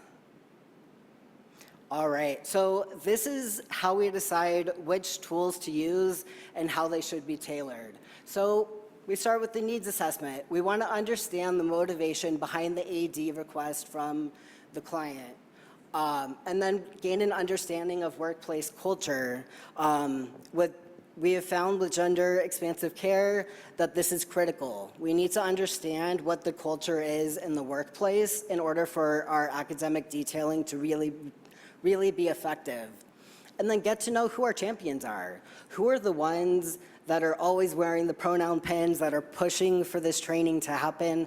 Who are those people? Those are very good people to get on your side and for you to be on their side, because change can happen that way. And then take note of the physical space that clients and patients will see. We have done virtual environment assessments for people. If they're way across the state, we'll just hop on a Zoom call. They'll take their phone and they'll take me around the clinic and show me the lobby, anywhere patients will see. They show me the outside of the bathrooms. So that way I get an idea of where we need to go next. And then ask clarifying questions to further understand specific issues. Input from multiple employees and departments is ideal, because what a manager tells me is the issue is probably going to be different than what the front staff tell me, or the medical assistants tell me, or the providers tell me. So I really try to get a whole clinic view of what the issue is, and it's usually more than one issue. And then select materials that would be most appropriate. Ensure materials are culturally responsive as well as at the correct level. So I ask myself when I'm going to an organization, are we at the 101 level or are we at the 202 level? And then I will tailor the materials based off of time constraints and things of that nature. So if requested, if requested and appropriate, we also add culturally significant information, and I'll get into that in just a second. All right, so example of tailoring material. So this is the gender unicorn. This is the insert that we have in our toolkit, and it's just a really cute way of explaining gender identity, gender expression, sex assigned at birth, physically attracted to, and emotionally attracted to. And we have found that our AD partners really enjoy this. It's just a fun activity to get everybody thinking. There's often a lot of laughs that go along with it. Because we don't necessarily, as we're filling this out, I try to keep it very lighthearted, especially in the current climate that we're in. So I try to have fun with it. However, a few months ago, or not a few months ago, about 6 to 8 months ago, I was asked by an organization who serves the indigenous communities in Flagstaff, Arizona, and I shared my materials with them And they were like, yeah, like these look great, but we would really like them to be more indigenous focused, so our staff can relate to the materials better. So that's what I did. I created Beyond the Binary Buffalo. Buffalo is very significant. So that's why we decided to go with the buffalo, just a cute background image. Because they specifically wanted us to talk about gender expansive, we just kept it to gender identity, gender expression, and sex assigned at birth. So we changed colors, we changed imagery, and a little bit of content in order to tailor to the specific needs. And then we also do role play activities. We tailor the role play activities for each client, whether they're a case manager, a provider, front office. But this way, it's applicable for everybody who's in that small group AD session. Because when we're doing the small group AD sessions, it's not uncommon for us to have a case manager, front office staff, a provider, program manager. So it needs to be applicable for everybody. All right. So between January 2023 and October 2024, we have had 208 participant sessions. This includes small group sessions and one-on-one AD. And we go through many different topics when we're talking about gender expansive care. So we break it up into these categories. I'm not going to read them all just for the sake of time. But we see that pronouns, this is a big one that organizations request. And then the other two are using the appropriate name and then creating a safe environment. So we really know that we're still more at that 101 stage, approaching that 202 stage. All right, so that's it. If you would like to chat, this is my email address. I love to talk about this stuff, so please feel free to email me. And then, yeah, we can chat about it. Thank you, Ryan. If you don't mind staying right up there, we're going to do Q&A. If anyone in the room here in Boston has questions, please raise your hand. And in the chat box, virtual attendees can put their questions in the chat. Thanks, Rachel. Hi, Ryan. Thank you for your presentation. That was fantastic. I have two questions for you. One was about your question to providers. Are you at a 101 level or a 202 level? I think that that could be applicable to any topic, but I'm curious, did you find if providers were able to accurately assess themselves? So I don't ask that specific question. I go more in depth in the needs assessment. So I'll ask about terminology, and then I'll ask about like intersectional complexity.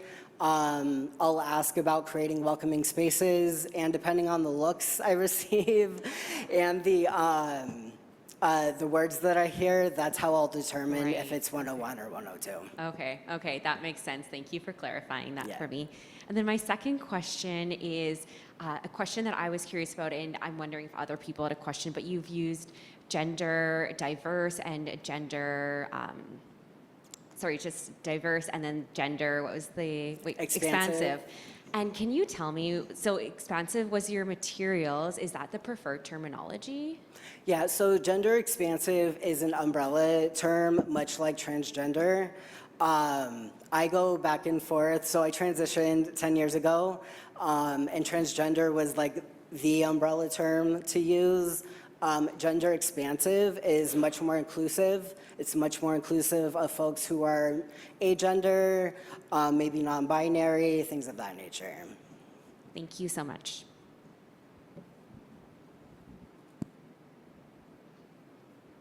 Hi, Ryan. Thank you for your presentation.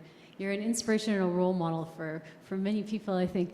I had a couple of questions. One was, I'm assuming people sort of self-selected a little bit, so you would be encountering a semi-friendly environment, but did you encounter stigma along the way, and how did you handle that? I'm going to take a drink of water first.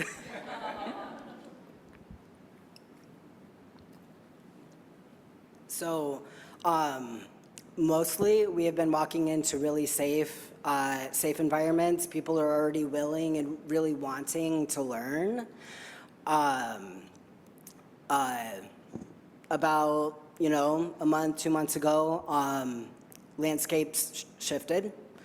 And I started walking into more hostile environments a little bit. So it's one of those things where you have to know your boundaries. You have to know what you're going to be willing to put up with. And then also, I'm not one to give up on people too easily. So I will try to get us all on the same page, right? Just bring us back like we're all human. We're all human. We're all here because we want to provide the best quality healthcare possible. And in order to do that, we need to treat everybody. And that means everybody. A lot of the times that works. Sometimes we just need to call it quits with that particular organization. Thank you. Thanks for the presentation, Ryan. That was terrific.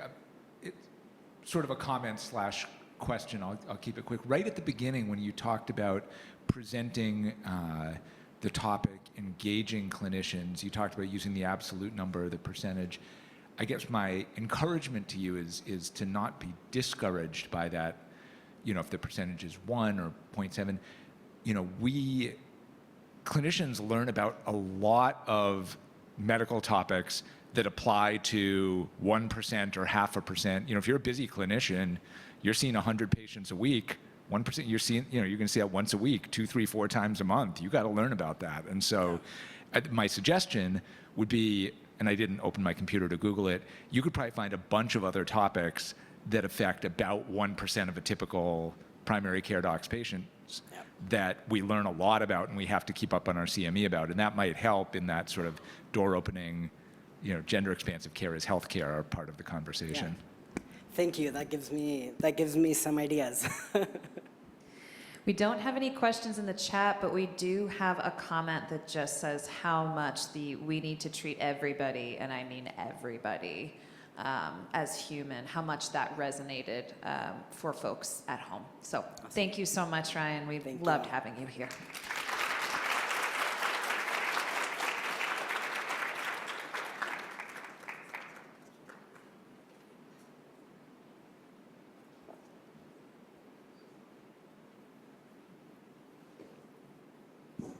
All right. Up next, we have our first presentation we've ever had on weight management. This is an interesting topic for sure, has a lot of history to it and also a lot of new energy behind it in the past couple of years. So who we have here today is someone with just a whole slew of amazing experience. Maisha Draves has an MPH and she's a doctor. She's the medical director of pharmacy in Northern California for the Permanente Medical Group. She serves as the physician partner for the shared leadership between physicians, pharmacy, and nursing for drug utilization management efforts. Prior to this, she practiced at Kaiser Hospital in Vallejo, California, as a board-certified family medicine physician in adult medicine, pediatrics, and office gynecology. She's here today to talk about the ways in which academic detailing can support clinicians' support of patients who are looking to manage their weight through GLP-1s. So it's my pleasure to introduce Maisha Draves.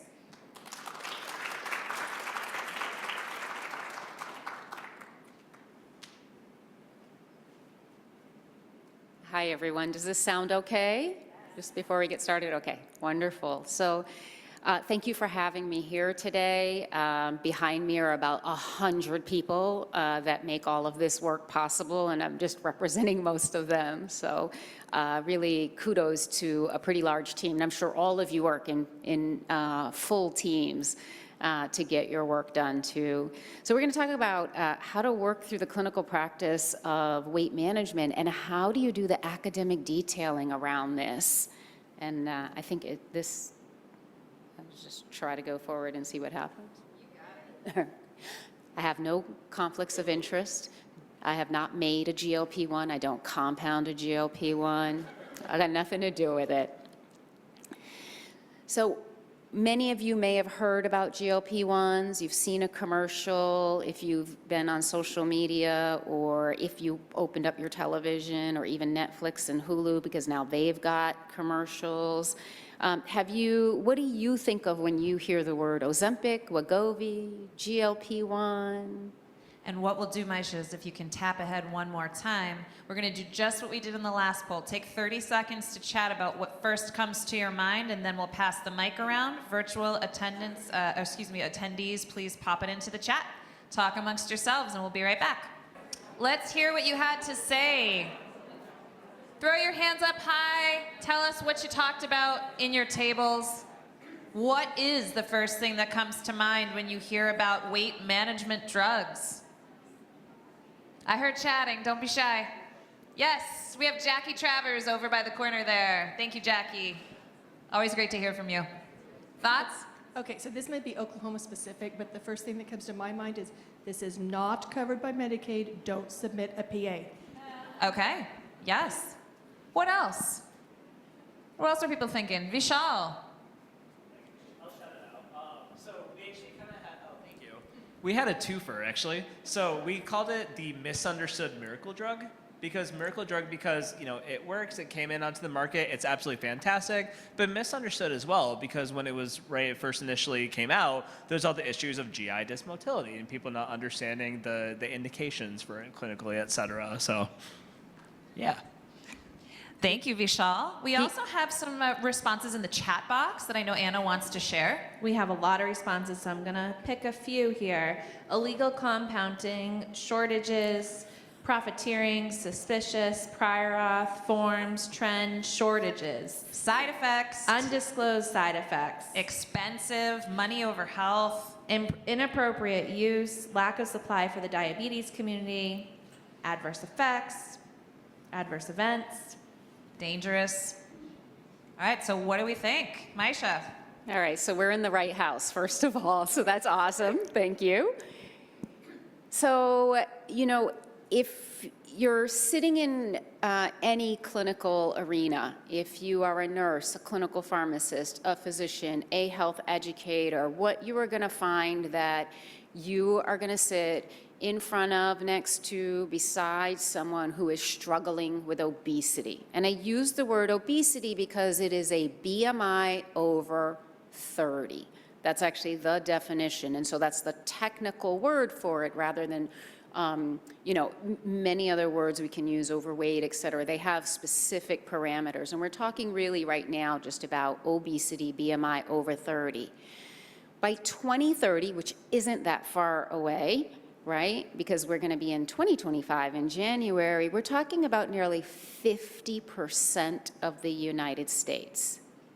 50%, and that far outstrips almost any other country around the world. And when you think about it, that isn't just, we have to consider the weight, it's just diet and exercise. This is diabetes. This is high blood pressure. This is high cholesterol. These are heart attacks. These are strokes. These are, knees that have severe arthritis that limit the walking, that limit the ability to get on the treadmill, but then we're telling them get on the treadmill. And it's real. It hurts, and sometimes you can't. So, we really want to help what is going to be half the country. At the same time, there's a holistic approach, right? We heard miracle. No, not miracle. What we know is that it does require diet, it does require exercise, it requires positive motivation, it requires a wellness coach, a primary care doctor who's on your side, not opposing you on the other side, telling you what you should be doing. It requires the clinical pharmacist, the nurse, the health educator. In some cases, it requires a social worker. It requires the family support. This is a whole life change. And a miracle drug sometimes can get you started for the right patient, not necessarily 50% of the country, but we do have a place for it. And sometimes then there's bariatric surgery is the right place for it. And then we also have to worry about the real spectrum ends of eating disorders too, and that we don't use the medication to feed into another issue that we have to help the person with their medical care. So GLP-1s, although you just started seeing commercials for the past 2 years, they've been around since the 1980s. There just wasn't a market for it. You heard about it in 2005, but no one really wants to talk about their diabetes. So for the past 20 years prior, even though we've been using it, it hasn't been in every commercial for every football game that you watch. In 2014, the first one came around and was approved for actual weight management, but it didn't take off. There wasn't a tipping point for it. And that one had to be given daily. So how many people are going to come to the doctor for a daily injection? No. Okay. So yeah, in 2014, you still weren't hearing about it, right? No one wanted to. And then it really broke through on you can give this once a week. You can give this once a month. And there is a tipping point that occurred in marketing. And now we have a miracle drug, right? And it's like, whoa.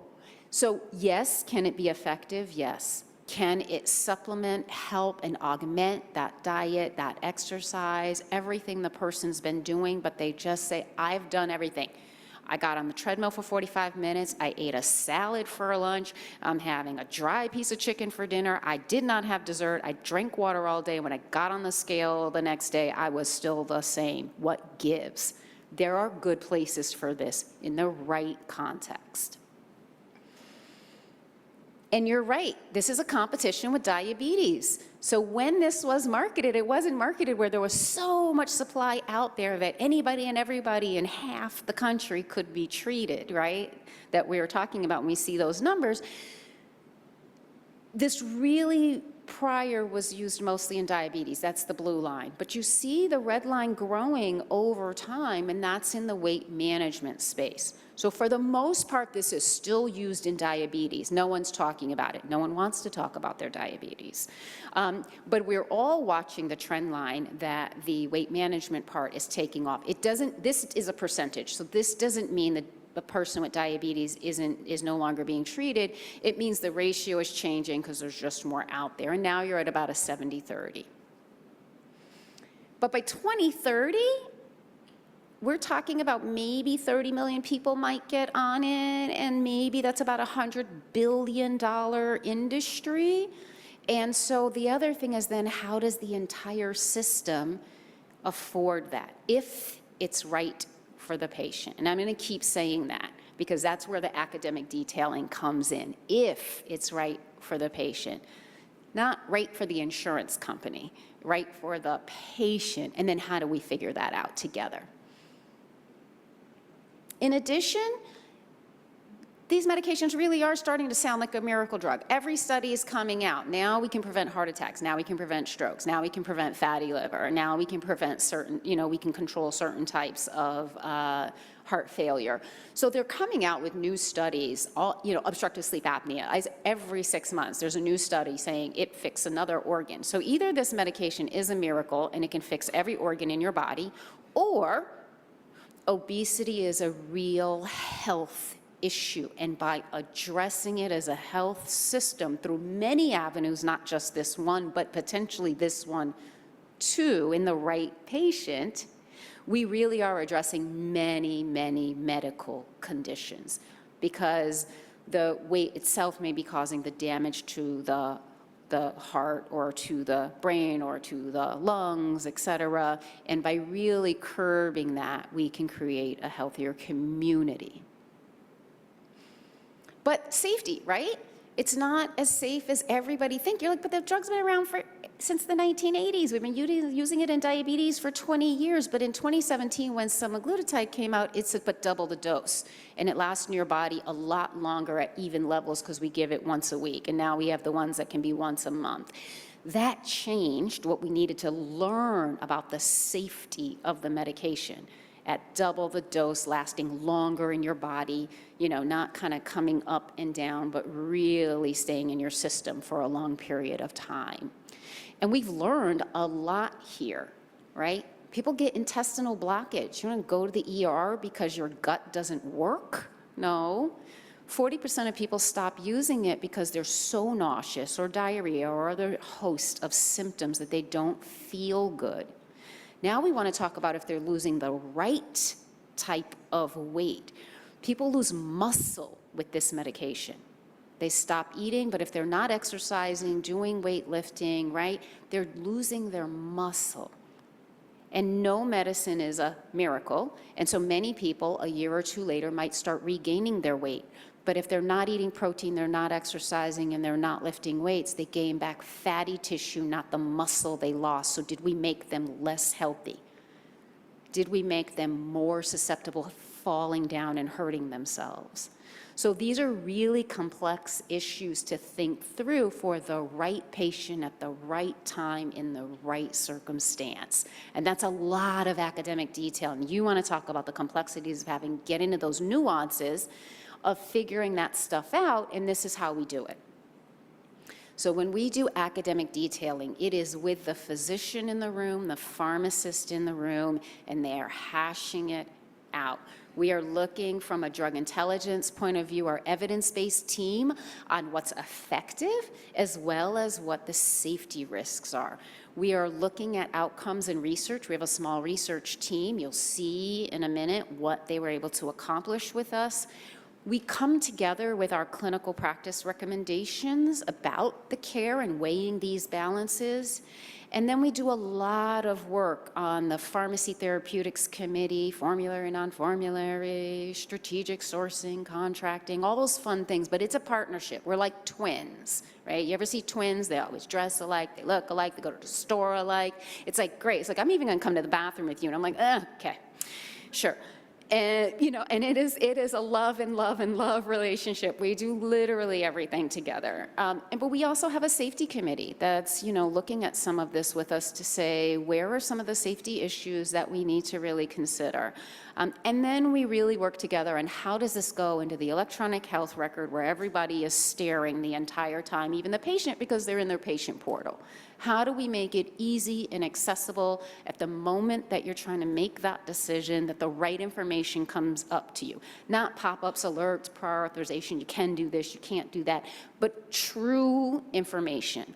I'm working with this patient right now, this is their circumstances, what might be the right things to consider and what might be the right conversation to have.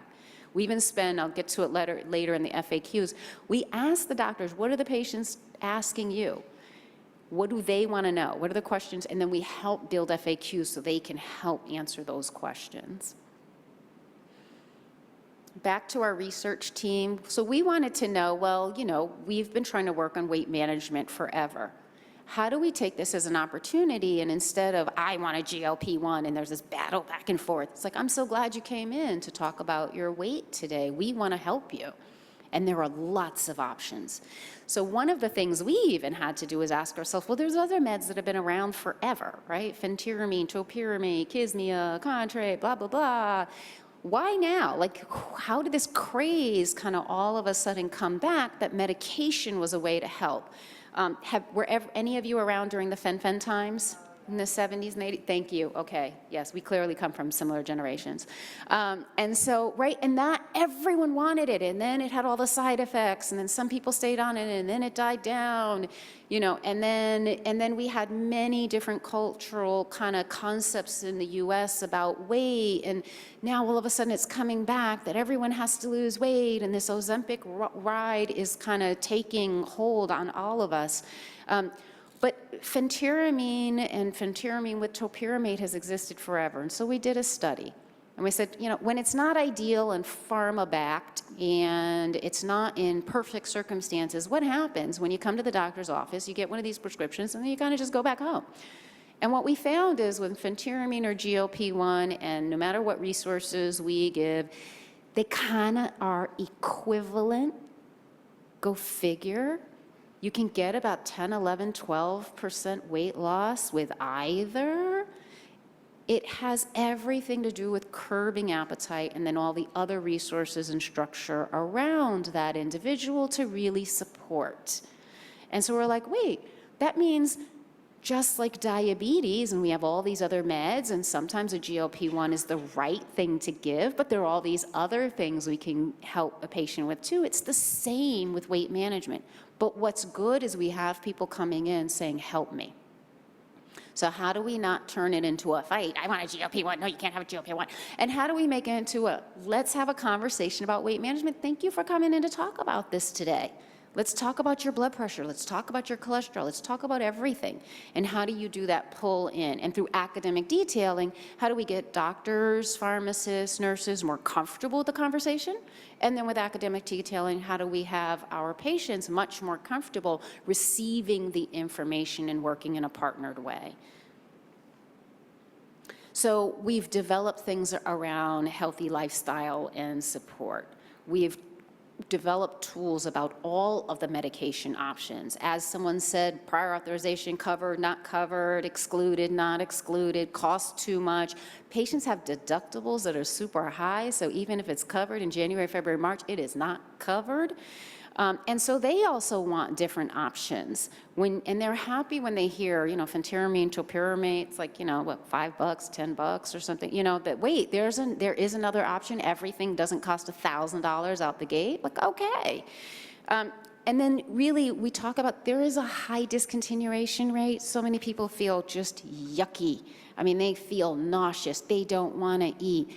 There are real suicide ideation issues that are starting to come up and real depression and anxiety coming up because if you remember, for some people, that's their comfort or that may be their coping mechanism. And now I've given them a drug and injected them so that for the whole week, their comfort and the way that they're coping right now has been taken away. And so we have to actually think about that stuff. And then there's a lot of questions on the lasting effects. Even bariatric surgery 5 or 10 years later, right, doesn't create a miracle until, for the entire rest of your life. And these medications, 1 year, 2 year, can it go longer? You start to rebound and regain your weight. And so really understanding that and making sure that if we give it to a person, they're really going to have a healthy movement forward and we're not going to make them actually sicker or worse. So we review the evidence together. Remember, physician, pharmacist, twinsies, we got to go to Target together. We got to do everything together. And then the clinical guidance, and we build that together. What does that look like? What does that sound like? And when I say physicians together, I don't mean just me as medical pharmacy director. I mean we have an endocrinologist in the room. We have a primary care doctor in the room. We have a pulmonologist, a cardiologist in the room. We have a bariatric surgeon in the room. I mean, it's like 20 people, and we all have to kind of pull it all together. And there's a lot of different views. But when we pull it all together, it's pretty comprehensive. And we've got a really good movement forward. And then we develop tons of educational material, and most people have to hear something 17 times. So we don't expect the one time it's going to get in, or the second time, right? It's like there's FAQs, there's flyers, there's posters, there's all sorts of stuff. Everything's popped into the electronic record. We have lunch times and we talk, and then they come back and ask questions later. We have chats in our team box and everything else. And we really try to embed everything into where that doctor or that patient may be in the moment. I'm at a lunch and learn, okay. I'm in an electronic record with Ms. Smith right now, okay. I've got to go and do my charts right now, okay. Like, where is it that they're living, and how do we bring it into their own space? And then we really work a lot with contracting as well. And then we have a lot of monitoring tools, and where do we need to go re-educate? Is it a specific department? Is it a specific location? Is it a specific cohort of physicians? And we'll do that both in person at a specific geographic location or on big old Zooms, pulling different groups together.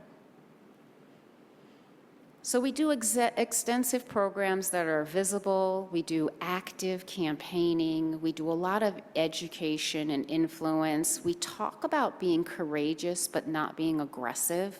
So yes, it's okay to walk into those really hard conversations, but we don't want to like step all over the patient or step all over the doctor. But we have to take on the hard conversations. So if a patient says, I've tried everything. You have to give this to me. Nothing else works. It doesn't become a battle because tell me about it. That is really tough. You have tried everything. Let's work this out together. And it's how do you really approach those conversations with comfort?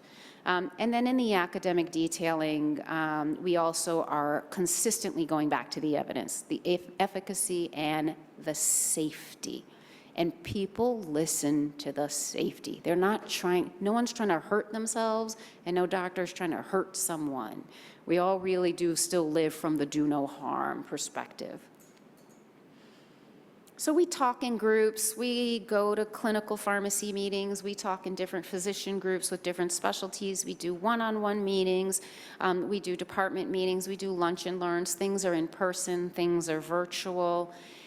And here are a bunch of different tools. We have toolkits, we have flyers, posters, presentation slides, we make pocket guides and talking points and newsletters, we put everything in the electronic record. And when I say electronic record, I don't mean every single pop-up. I mean doctors tell us how they want to see it, what they want it to look like, and when they need the information. And then we're like, okay, we'll stick it in there for you. Really, you know, exam room posters, newsletters, and the FAQs are awesome because it's not what I want to tell them, it's what they need. So they'll send in to us, you know, I'm getting a lot of emails from my patients. They're asking A, B, C, D. Okay, we'll create an FAQ for you so you can just hit, you know, a dot phrase or a button and the answer goes back to them and you don't have to rethink it each time. But it's very much designed around what are the patients asking you, what are they saying, and what do you need in order to make that easy for you to step into a hard conversation and not have to rethink it over and over. So this is sort of repeating. I got the 5-minute mark. I'll go ahead and skip it, except that, you know, we're in the physician-pharmacy partnership, and I probably now have like a 3-minute mark or 2-minute mark left. So I'll say thank you with that.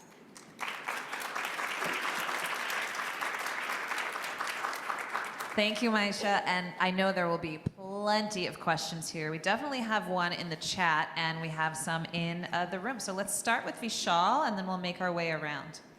Thanks so much. Wonderful presentation. I had a question regarding, you talked a little bit about the collaboration, especially between the different physician groups. Do you find kind of in doing this work, you're getting more kind of, I guess, more output or more feedback coming in from primary care versus endocrinology when detailing, and like what would that difference be if there is one? I think in primary care, a lot of the really good questions are, help me with this, the volume of patients coming to ask, and how do I answer all of these questions? They're probably the ones that help us the most with the FAQs, because they tell us, I need help with this question, et cetera. In our specialty space, they really come to us with a lot of these new research articles. What was the methodology? What were the results? Are they statistically significant? This headline on this newspaper or that newspaper. Or now that pharma really comes out with headlines before they send in the application or before we actually get the scientific paper, and they're already having to deal with the fact that something's on a headline, and they're like, when are you going to get access to the scientific paper so we can really comb through this together? We have a question right here. Thank you so much for your presentation. I adore the framing of that whole person approach and assessing things ahead of time for the right patient. One offshoot question and then a couple that link together. I'm just curious if you have a mental health expert in the room when you're talking through that. We do, actually. Behavioral health is huge. It's part of our wellness component, wellness coaching component, health education component. But they're also in the room with us talking about how do we screen out for eating disorders? Or how do we make sure we're not going to trigger suicidal ideation if we're taking away a comfort? So how do we really screen for some of those things as part of the safety? Like I said, the right patient at the right time, not just everyone. I'd love to piggyback on that, but it sounds like you have one more part. Is that right? I do, but you can piggyback first. I was just going to ask at some point, could you elaborate on, you know, this is a highly stigmatized clinical area, right? And I noticed you talked about, you know, behavioral health. Do they or does another group offer any insights as to how to create a safe space for a patient to even want to talk about this, because there is so much a lack of trust where patients have had histories of going in to see, their primary care doctors at times, and, for something like a cold, and the focus is always the weight. So at some point, if you were able to talk a little bit about if stigma or, anti-stigma work. And that's why I'll call this a miracle drug, is I'm a primary care doctor, I still see patients, they're coming in the room asking me. The stigma's gone, right? Not for everybody, but for, 3 or 4 patients every single day. So that's the conversation they want to have, and that's why we've been changing it. I need a GLP-1 to, I'm so glad you're coming to talk to me about your weight. Let's talk about it. What have you done? I've tried everything. Give me a GLP-1. That's really frustrating, and I know you and I have been having to kind of battle about this forever. Tell me everything you've tried. And so that's a lot of the FAQ stuff. That's a lot of the stuff that we work on with our physicians. But the miracle is we have a lot of people coming in saying now, stigma gone, let's have a conversation. So it's a flip on its head. Thank you. And then this next bit, as we're just talking about assessing for risk benefit, getting the ball rolling to build space for those new knowledge and habits, the diet, the exercise. A question I get a lot when I'm detailing on this with diabetes is, well, how do I properly monitor when I'm considering things like mental health? What's the appropriate length of therapy where that risk benefit teeter-totters, we might be going after a weight number, and then the revisit safety, like they were on it for a year, we stopped for some time, do we go back, am I damaging kidneys? It gets complex. Yeah, these are great questions. Some of them are probably still out for scientific debate. They're arenas that we need more research. Right? We need research that's going to take us in the 5 and 10 year mark as to what that safety is. So that would be the short answer of that. The use, the reuse, the got off, got back on. I think right now there are a lot of opinions, but I don't know that there's a lot of research to give a really good answer yet. But that is a space that everyone needs help with good scientific information. We have one more from the virtual audience. Anna, if you'd like to read that. This is a comment, and they would like your reflections. I wonder how the evolution of basing indication on BMI will change in the future. BMI has its limitations and is not a measure of health, but rather size, and doesn't accurately capture obesity-related complications or ethnicity-related differences. Yeah, so this is absolutely right. I was able to give this talk in the vacuum of sort of, when you think about insurances and health plans, and in the vacuum of sort of how you think about, some of the society guidelines. But, there's more there. And I also stayed away from it because we've just reclassified obesity. So there were a series of definitions. Now there's like the class 1, class 2, class 3. There's, is morbid obesity now just BMI over 40? Is it now BMI 35 to 39.9 with certain conditions? What should those conditions be? Which society should decide which conditions equate to it? And then you have communities. I'm Indian, right? And so a BMI of 30 is already too far. In many of the Eastern Asian communities, a BMI 26, 27 might indicate obesity. And then is it sort of in the central area, or is it top or bottom? That makes a difference. There are so many differences.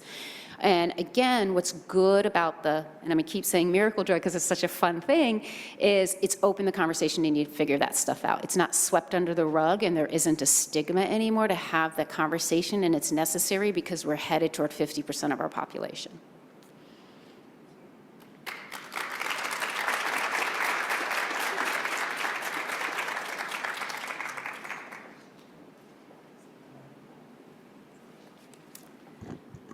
Our final presenter of the NaRCAD 2024 conference is joining us from New Jersey. With great excitement, I'd like to introduce Latricia Gordon. Latricia is an academic detailer for the Rutgers Northern New Jersey Medicated Assisted Treatment Center of Excellence. She assists in their mission to enhance statewide capacity for providing evidence-based care for patients with substance use disorders through mentoring, education, innovative service delivery models, collaborations, research, and quality improvement. Please welcome Latricia.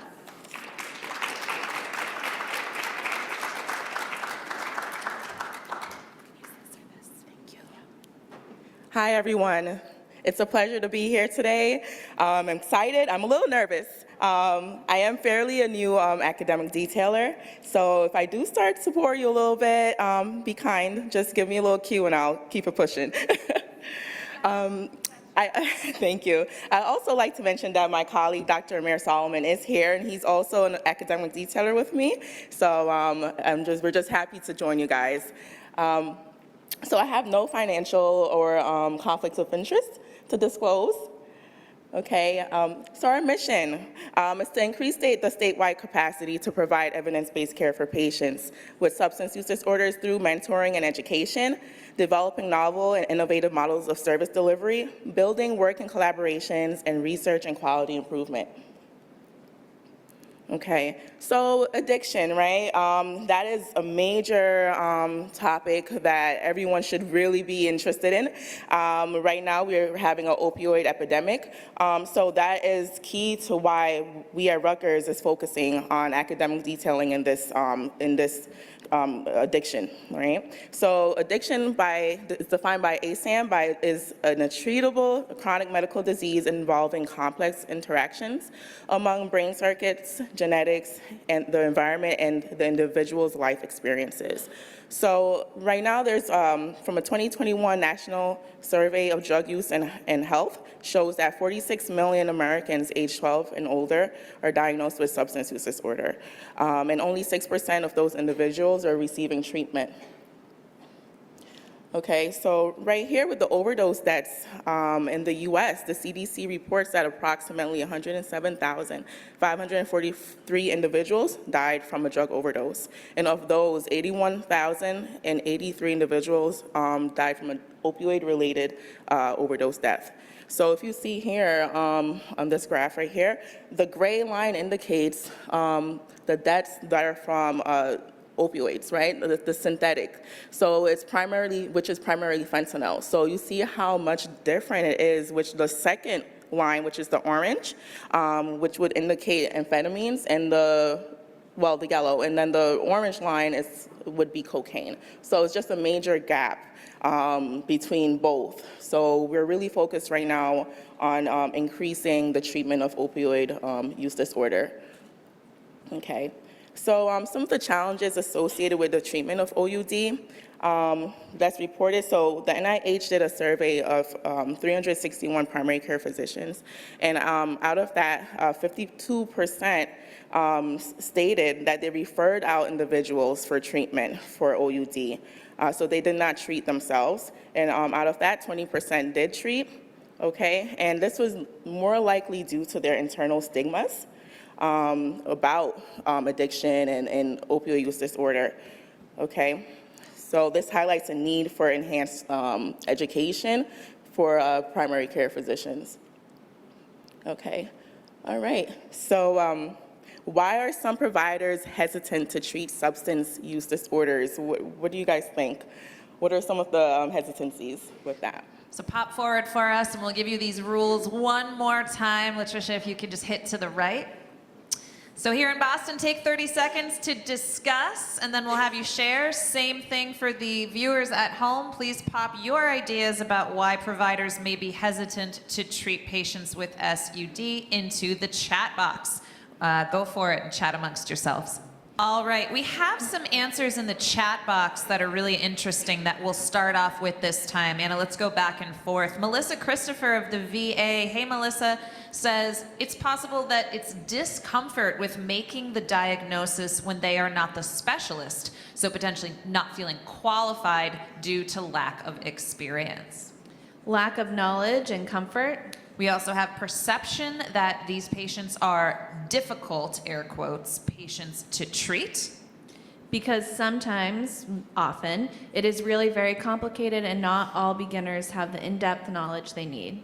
And Takesha Collins in Maryland wraps up with a multi-tiered response. It could be the fear of losing their licenses, it could be stigma, and it could also be time constraints. What about folks here in Boston? What do we think? Dima has a response from Illinois. Thanks, Dima. So the first thing that we said was stigma, but also the X waiver in the US was just removed last year. So there's maybe the lack of knowledge that has been removed. Also, starting buprenorphine or something like Suboxone can be a complicated process where physicians may still not be aware of how to actually initiate it safely and properly. Great, thank you, Dima. Any other responses here? I heard some chatting. Yep, we've got one way in the back there. Thank you so much. I think part of it also is just with the stigma is also the attitudes of providers that they're not recognizing it as a disease, but as a weakness in that person or just a unwillingness to work really hard to stop on their own and considering it more of an addiction than a disease. Thank you for that. Yes, and we also have seen a lot of detailing programs talk about some clinicians seeing it as more of a maybe a moral failing or something that could be controlled, which we know is not true. Latricia, back to you. Right. Thank you. Those are all great responses, and it really dictates what we're seeing out in the field when we're academic detailing.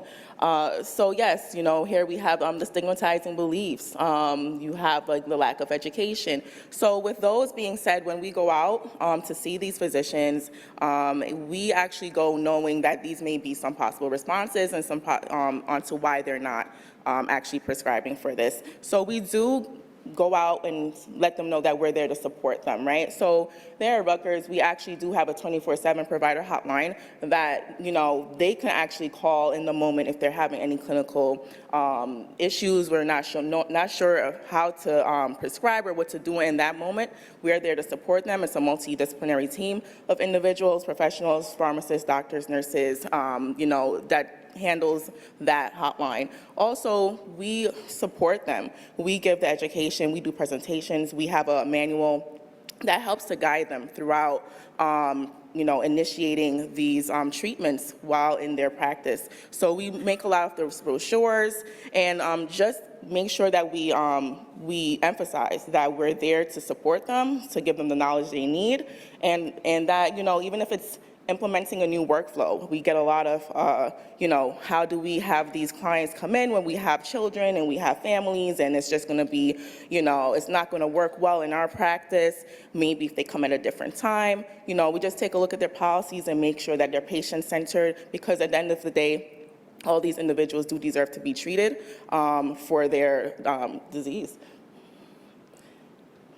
So yes, so introduction and identifying how comfortable they are with treating. So like I said, when we go out and we do these in-person or virtual meetings, we really ask key information, right? So we want to know the type of organization they are they prescribing or they're non-prescriber? Because we also do education for the staff. That may be new to have the clientele that's coming in and they're not sure what to expect, and making sure that they're comfortable and know how to interact and engage with these individuals.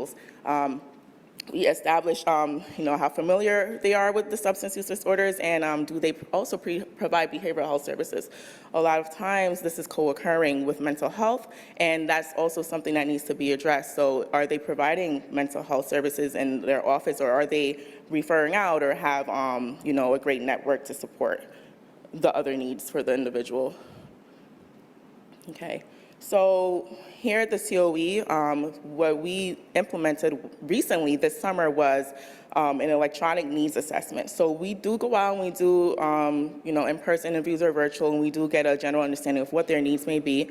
But we also do send out an electronic version, which is a little bit more detailed, where we can actually have it saved in our database, their responses, and that we can actually really read through and see maybe what are they using to treat the illness, or the dosing and just different criteria that they may not be meeting. So we take a look at that, and it's also great because we, as detailers, we all take a look at this. So perhaps we have 3 different sections that we do separate, 3 different programs, and one is the jail MAT. So that's all, the jails, and Dr. Chen actually, he implements that program, so he works diligently on that program, and then we also have the OBAT program, so that's office-based addiction treatment, which I and Dr. Mayor Solomon, we take the lead on that, and then we have an outreach partners program in which that addresses homelessness in the shelters and SUD in that category. So a lot of times if, you know, we can take a look at each program and say if someone's out, we can go back and we can address and continue the work as needed for those programs. So, you know, everyone's caught up and everyone knows where we're at with each person or each organization.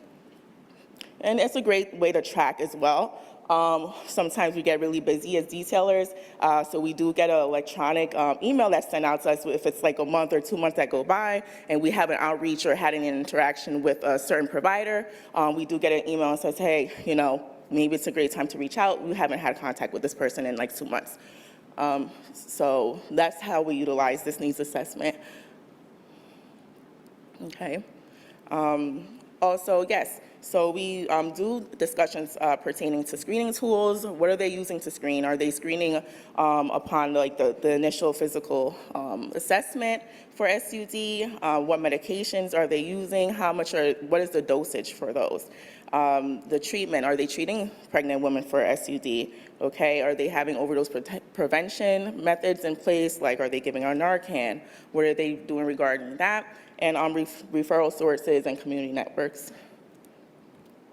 Okay. So this is just a little bit more about the needs assessment. Just when we're in person, we're asking a lot of open-ended questions just to get a wider variety of, you know, feel of what they're actually doing in their practice. Okay, so do you screen for patients for substance use disorders, or you can get a better question, how do you screen for patients for substance use disorders? So they'll be a little bit more elaborate in telling us what they do. Okay. Okay, how detailers can address provider stigma and resistance. Okay, so you want to foster trust with the providers. You want to have a non-judgmental stance. You want to be open-minded onto why they're not, if they're not providing treatment, and just have empathy, and then just provide the education and the evidence showing why it's best to provide this treatment. Okay, you want to be prepared to offer different approaches and for implementation in their practice. If they need reassurance, the detailers will provide educational supports as needed. Okay, for technical assistance, sometimes it's really a policy-based, where you want to take a look at their policy and see how they can implement SUD services. Okay, you want to make sure it's patient-centered and you know, more so harm reduction-based, leaning more towards that, meeting the patients where they are at. Okay, and also implementing person-first language. Okay, and treating each person as a whole. Okay. When we are meeting with them, we do definitely mention the kinds of medications that they can use to treat opioid use disorder, which we have here, which is like methadone, buprenorphine, or naltrexone for methadone, obviously. Only the OTPs are prescribing for that, but at least they'll have they can connect with an OTP if someone's pregnant or if they need to refer out. But buprenorphine and then naltrexone, obviously, which is you can also use for alcohol use disorder. Okay, all right. So the importance of evidence-based addiction treatment, the detailers can assist providers in understanding the benefits of prescribing. Okay, so you could mention that it's reducing mortality. It reduces with the withdrawal symptoms and cravings. Okay, it enhances the quality of life, decreases illicit drug use of the patient, provides long-term recovery support, and customizable to each individual's needs. Like I said, there's buprenorphine that you can have in the film, but you can also receive in an injectable. So you can actually tailor it to each person.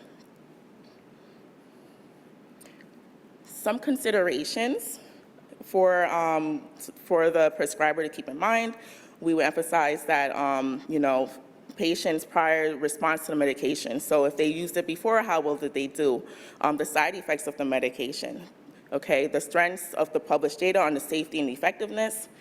Okay, the patient's occupation. If it's someone that's very busy, they may be better to receive an injectable like a Sublocade or Brixadi or, you know, those forms of medication for this. Okay, the patient's pregnant. Perhaps they need methadone or perhaps a Subutex or something of that sort. So these are what you want to keep in mind. Okay. So addressing the behavioral health therapy.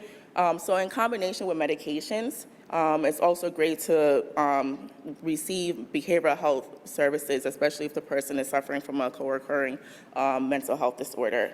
Okay, you also want to use the whole person approach, and it's just customizable to each individual, so everyone's different.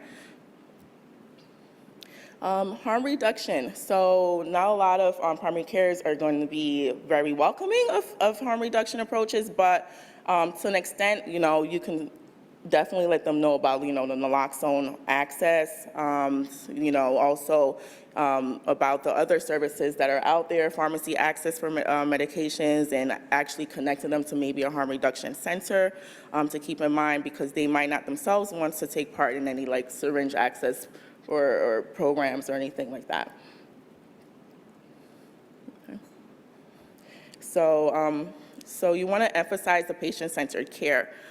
So that promotes patient engagement in treatment, promotes individualized, attainable patient goals, improves quality of care, and builds trust within the patient's treatment. Okay. So academic detailing, as you know, is used for multi-professional roles. Personalized peer-to-peer mentorship helps to decrease the stigma. It increases patient-centered policies and evidence-based practices. Okay. All right, and that's the end of my presentation. Thank you, Latricia. Any questions here in Boston or virtually? You can pop them in the chat. We do have one from our very own Mike Fisher here. Hey, Latricia, thanks for a great presentation. You mentioned, meeting providers where they are talking about harm reduction. I'm curious how your program has approached how you sort of adapt as things change in the community, as we see newer, more potent forms of fentanyl. We see xylazine, and it makes it. There are two challenges. The evidence-recommended treatments might change, and it starts to feel more and more challenging for primary care or other clinicians who maybe aren't substance use disorder specialists to keep up. How do you think about responding to that challenge?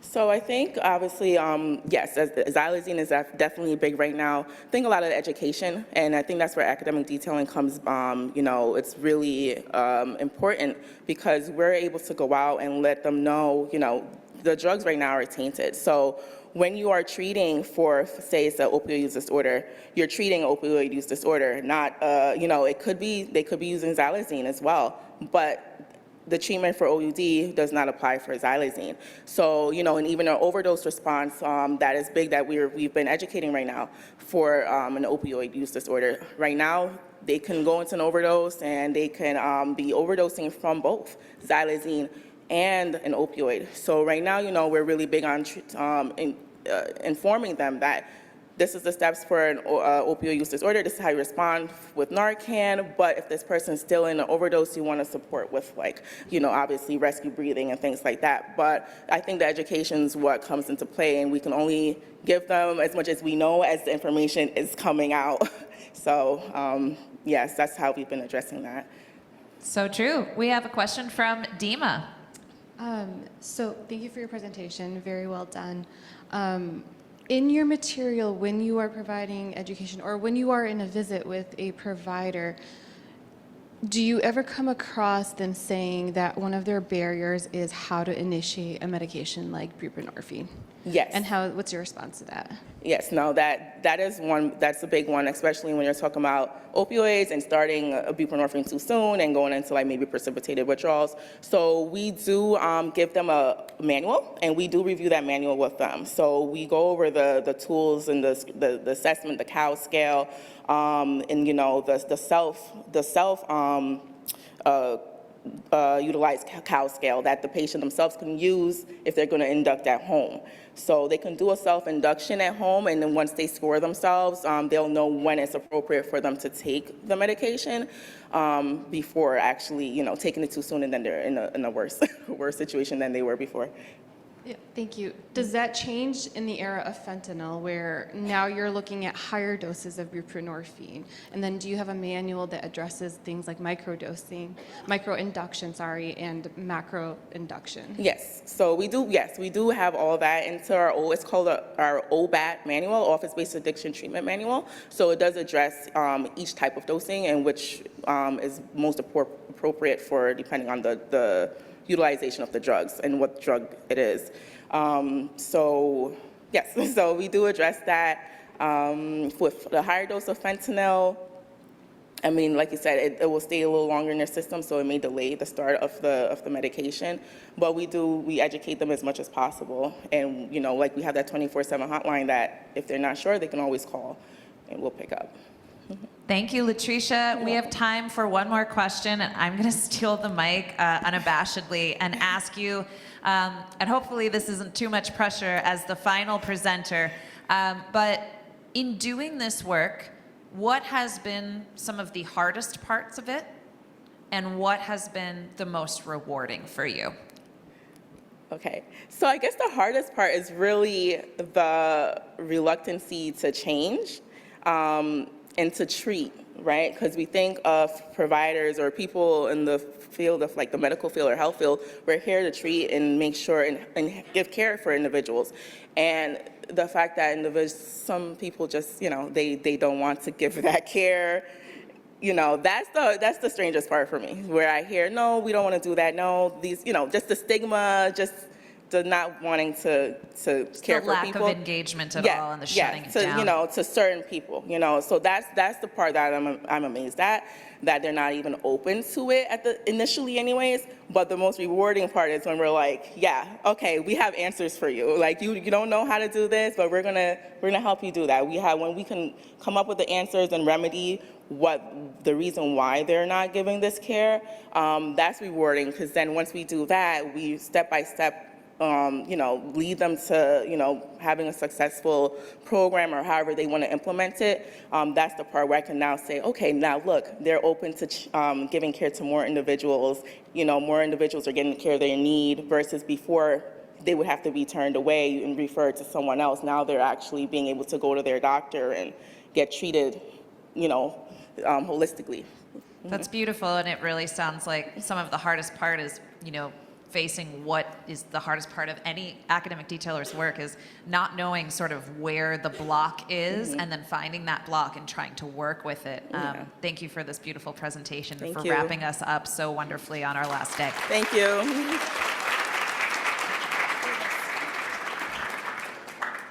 All right, we are going to wrap up, and we are still going to be on time, so do not fret. Thanks for being with us for the past couple of days. And thank you again to let's give that last grouping of presenters, Ryan, Maisha, and Latricia, a round of applause.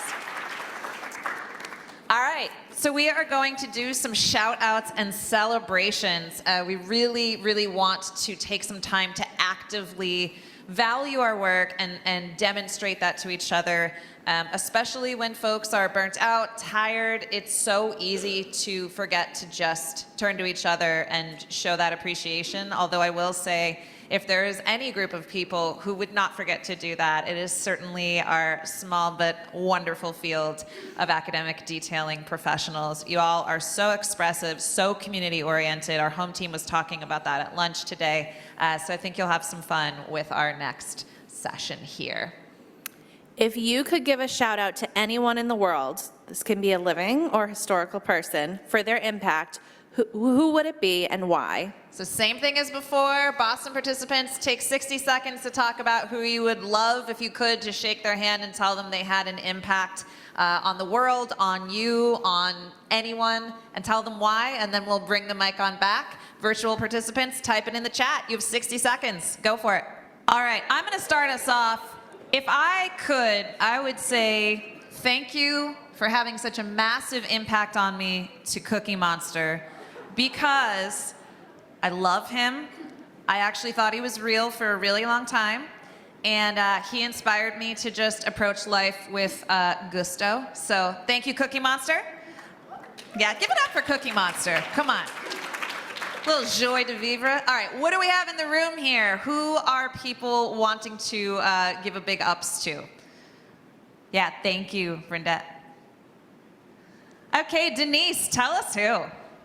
So I want to give a big shout out to my managing director, Nadezhda Razi Robertson, LCSW PhD, because I've never in my life met anybody who has such a capacity and heart for sharing knowledge, like, you know, boosting your confidence in going after what you're capable of, and just her support and the freeness that she shares education and knowledge and connection to people is like really been revolutionary in my life, and I just love her. That's beautiful, and I will say, if you don't know Nadezhda Razi Robertson, you can look in our conference hub for many a presentation from the pre-pandemic days where she has a lot of wonderful things to share about how to support patients who are struggling. So thank you so much, Denise. Who else do we have? Please don't be shy, or else we'll just be pushy. Narissa, thank you. All right, thanks, Rachel. So one of the ones we set is to Jerry Avorn, for obvious reasons, of course, but also for introducing all of us essentially to the world of AD and keeping us employed as academic detailers. And you know, it's why we're all here as a group for this conference, and being able to meet, network, learn from each other, etc. Wonderful. When he watches the recording, let's say on 3, thank you, Jerry. 1, 2, 3. Thank you, Jerry. All right. Who do we have in the chat box here? Our first one's for Jerry, and this is from Amy. I am going to give a shout out to my work partner, Jess Alward, who is in the audience there. She trained me in AD, was always supportive, and I so appreciate her. Jess, virtual hug to you. We have Ruth Bader Ginsburg. Right. My mom and my coworkers. My mom was an awesome person who set up multiple programs before she died 2 years ago. SpongeBob, Mary J. Blige. Yes. And Melissa Christopher is giving a shout out to the National ADS team, who are celebrating their 10th anniversary for national support of VA AD programs. Give it up for the VA. Woo! All right. And I have Maya Angelou. And we have Latricia, who would like to share something. I'm going to shout out Dr. Clement Chen. He was not able to be here today. He's at a different conference, but he really paved the way for us as academic detailers at Rutgers to come in, because for the past few years, he's been single-handedly doing the work and making a difference. So we really are inspired by him, and we are hoping to do as well as he is in academic detailing. Thank you, Latricia. And if you haven't checked out our details blog, Anna actually interviewed Clement Chen for his work doing academic detailing in the prison setting. So do check that out. Anyone else want to share before we go to the next poll? All right. I guess it's telling that I didn't mention a colleague yet, and I mentioned Cookie Monster, but that's because I know we do have a question about colleagues, which we'll touch on eventually. But first, we want to know, what are you most proud of this year as it relates to your work in AD or public health or peripherally? So take 60 seconds. Thanks, guys. 5 seconds, wrap it on up. All right, what are we proud of? I know it's not always in our culture, maybe, I don't know, is it? Well, some of you are Canadian, and some of you are from Japan. But I'm saying it might be, you guys are nicer than we are, in our culture to maybe be like, I did a good job. I don't know, so we're just gonna try it. What do you feel good about this year? It can be something small, it can be something big. Please throw your hand up so that our research assistants can see you and offer you the mic. What were y'all chatting about just now? All right, Narissa, thank you. I was just telling the table, I'm very proud of our Illinois Advanced team. You saw the graphic yesterday with the almost 200% growth in the last year, but also just seeing the individual growth within the team. I was telling them I'm very excited they had the opportunity to come here in person and see, like, Dima presented for the first time, Scott and Tina participating and offering, sharing answers.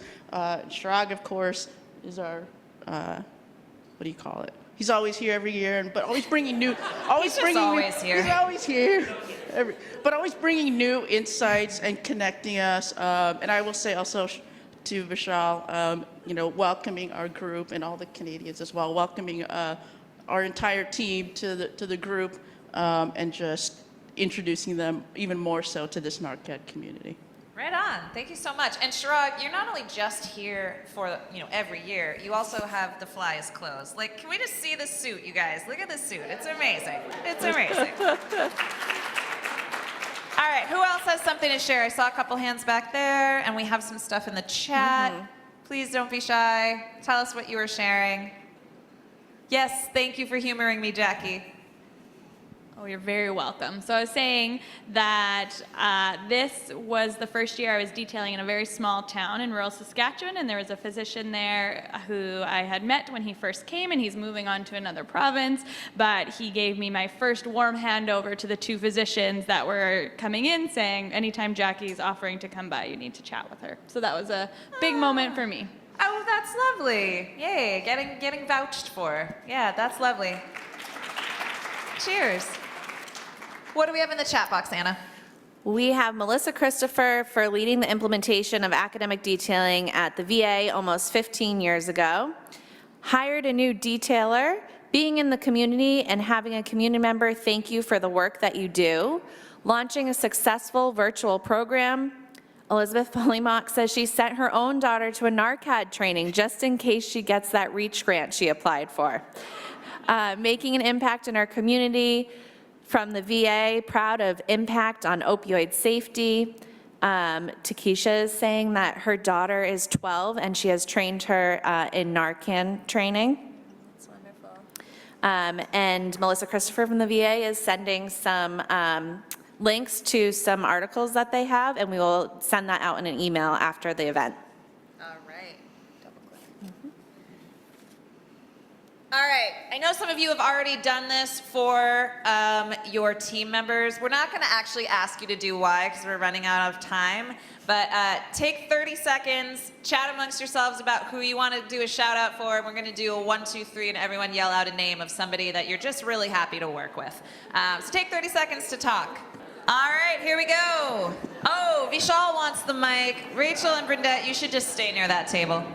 Here we go. Uh-oh. Thank you. Bring it So home, we have Vishal. two. We have two. The first one, I'd like to shout out Julia Barham for two really big things. Exactly. Julia, one, for introducing me to Coffee Crisp, and two, for giving me some of the best socks ever, so thank you. And we'd also like to shout out the inventor of cannoli, because obvious reasons. Thank you. Wonderful. Who else? That seemed like that was wonderful. That was all well-timed with the clapping. Yes, Anag. I wanted to give a shout out. I think he's gone, but Ryan Anderson, who gave his talk on gender expansive care. Ooh, yeah. And then I also want to shout out the Japanese team. I think it's so cool. Yes. It's so amazing that they came all that way and Yes, just what they're doing. Thank you, Masayo and crew. Thank you so, so much. Thank you. All right, yes, Brindette. Oh, we have Jackie.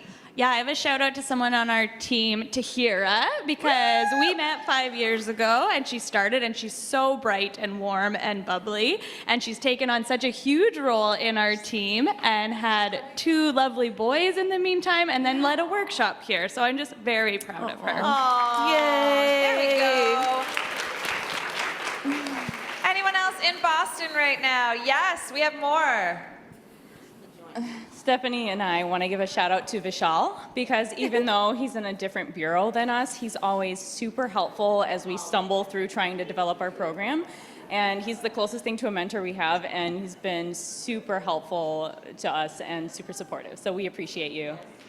Give it up for Vishal Kinkatwala.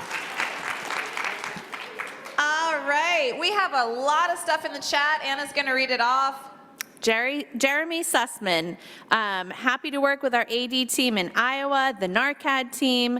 We don't know this team. If you can expand on this, Amanda, UWSOPWOORC team. Is that you guys? Is that you guys? Okay. They're over there. The Jedi program at the VA, the Midas Query team, which Jeremy is on, Vision AD managers leading 18 programs in the VA, the whole WVU RDTP AD team. Acronyms, I'm telling you. The CEP colleagues, Sarah and Elizabeth.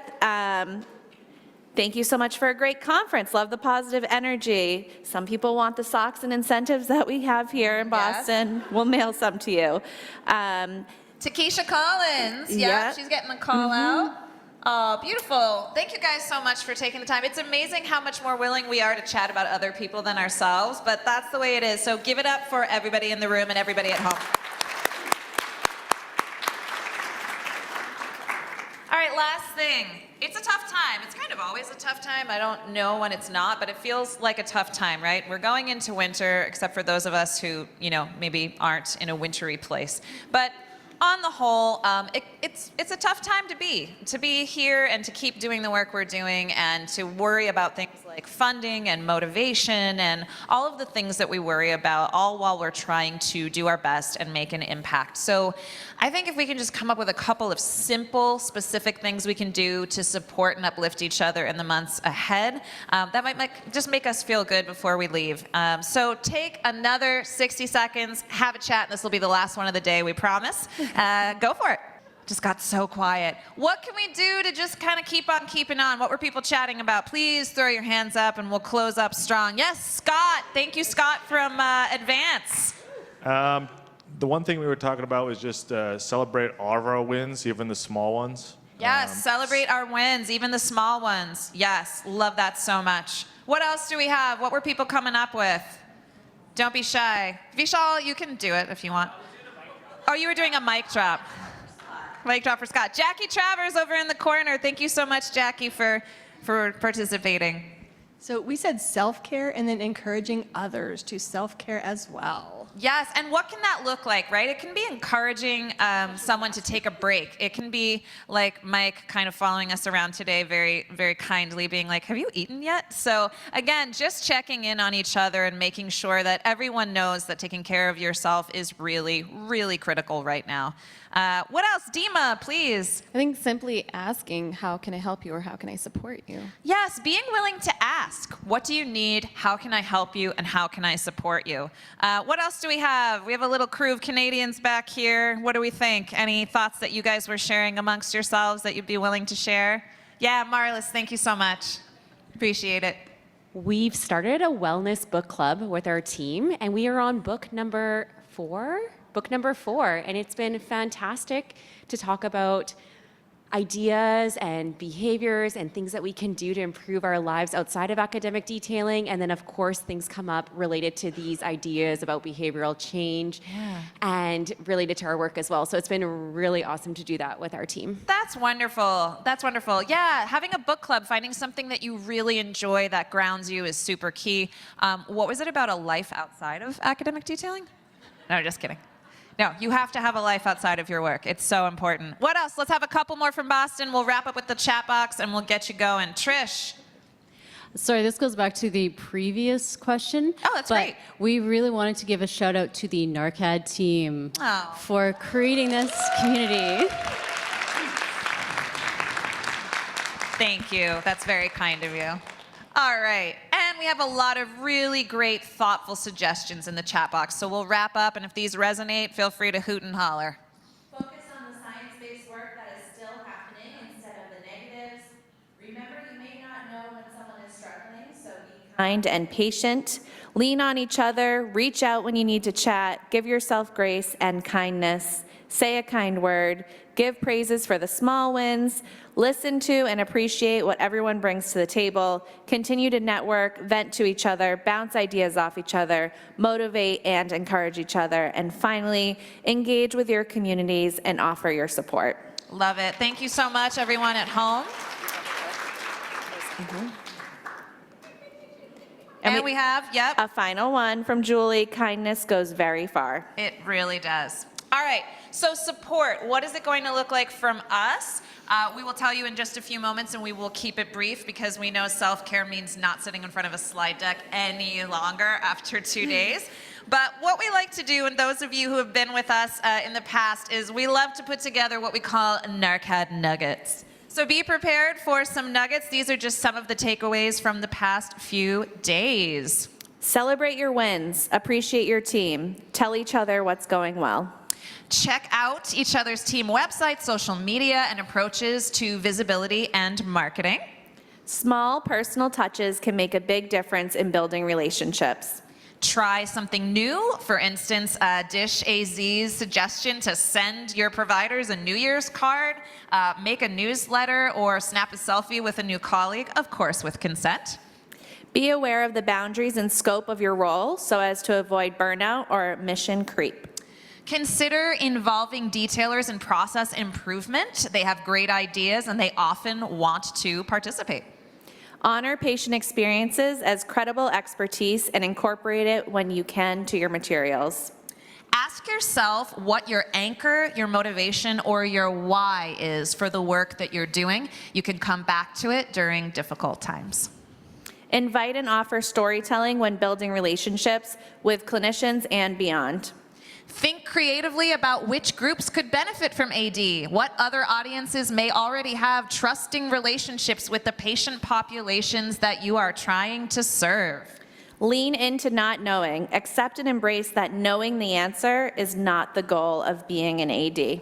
Don't forget that AD is a global movement. Again, give it up for Japan and Norway and Canada, of course. It's a global movement and you are all a part of it. And last but not least, keep your humor and creativity accessible. Exciting new things will happen. And for humor, we have a little joke. These are the exciting new things. Very grateful to just folks who maybe 10 years ago didn't know anything about AD and now are trying to adopt it and practice it in any way they can to get people to change their minds about the things that really, really matter. So thank you so much for being a part of that. We decided we're going to just quit on this and say, check out our website. We've got a lot of stuff on it. We've got toolkits. You can check them out on your own time. We will not belabor it because you deserve some space and a break. But I will take a minute to toot Anna's horn. She is the hostess with the mostest of Changing Minds, our 2024 launched podcast on Spotify. If you haven't checked it out, please do. And if you haven't been on it, we may be asking you to be on it. So it'll be a lot of fun. And we have some new episodes up here. There's one on gender affirming care featuring Ryan Anderson from Dish. There's another about, sorry, my eyes are going. From disparity to equity, public health detailing as a tool for change. And that was with Jackie Travers. All right. Please check out the Details blog if you want. We have so many great things for you. If you're more of a reader, you can check that out. If you're more of a listener, you've got the podcast. And we have a new internship program here at NaRCAD. We piloted it this summer. And if you know anyone who is a student or a new graduate, please check out the link that Anshul dropped into the chat for virtual attendees or scan the QR code here to learn more about our program. All right, don't forget about the Conference Hub. You've heard me blab about it enough that you can check it out in the time to come.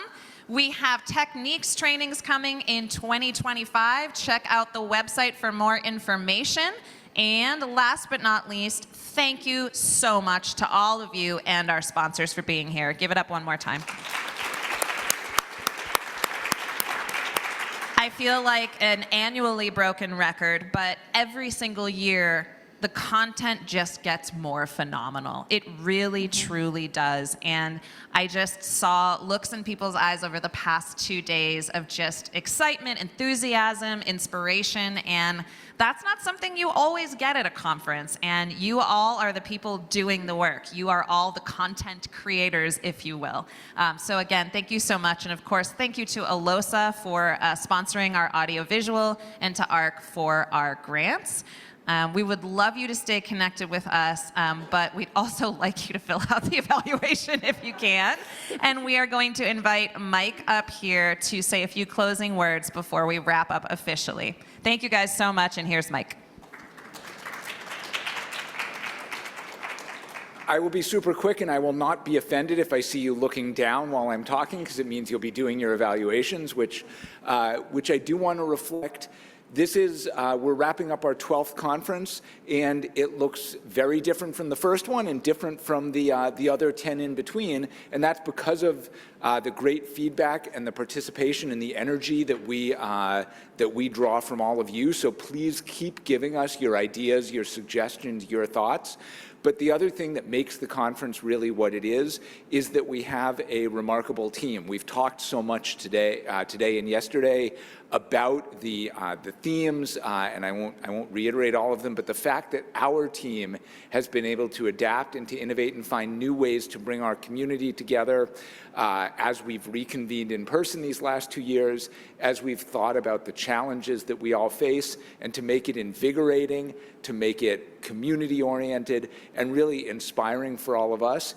It's something that, for which I am tremendously grateful, and which I look forward to seeing continue to grow in the coming years. So thank you to all of you for being such an amazing community every day of the year, but especially these last 2 days. And thank you to our team for all that they have done to bring us together these last couple of days. Now do your evaluations. All right. So a few quick words from us as we wrap up. I would love to just say one more time, thank you to the staff who took care of AV and took care of all of the glitches that came up. We're very appreciative. Anna, go right ahead. As we come to the end of this conference, I want to take a moment to say thank you to each and every one of you. Your energy, engagement, and passion have made this experience unforgettable. I was not here last year. I was on maternity leave, so it's been an honor to be here in person. While we may be wrapping up here today, the work doesn't stop. We hope that each of you leaves here feeling engaged, equipped, and ready to make a real difference in your communities. We can't wait to see how you apply what you've gained here in the weeks and years to come. So keep us in the loop and keep us posted on the awesome work that you're all doing. And here is the counterpart to Anna being a focused, ambitious, hard worker and saying the work doesn't stop. Definitely take a break. Definitely don't work as hard as you feel like you have to if it's going beyond your capacity, because if you burn yourself out, then you won't be able to do anything. And I know there are a lot of, really kind, caring, compassionate hearted people in this room who may push themselves harder until they're at a point where they don't realize that they've pushed too far. So again, it's not selfish to take care of yourself. It's good work, and it just makes you a better detailer, a better program manager, a better colleague, and a better friend. So this is your mission, is to take care of yourselves, especially going into the holidays. Please stay in touch with us. It may be a little quiet from us in December, but we will be raring to go come January. And one thing I'd love to do is embarrass our amazing program coordinator, Anshul Gupta, and ask her to step up for putting together a wonderful 2 days. Thank you so much, Anshul.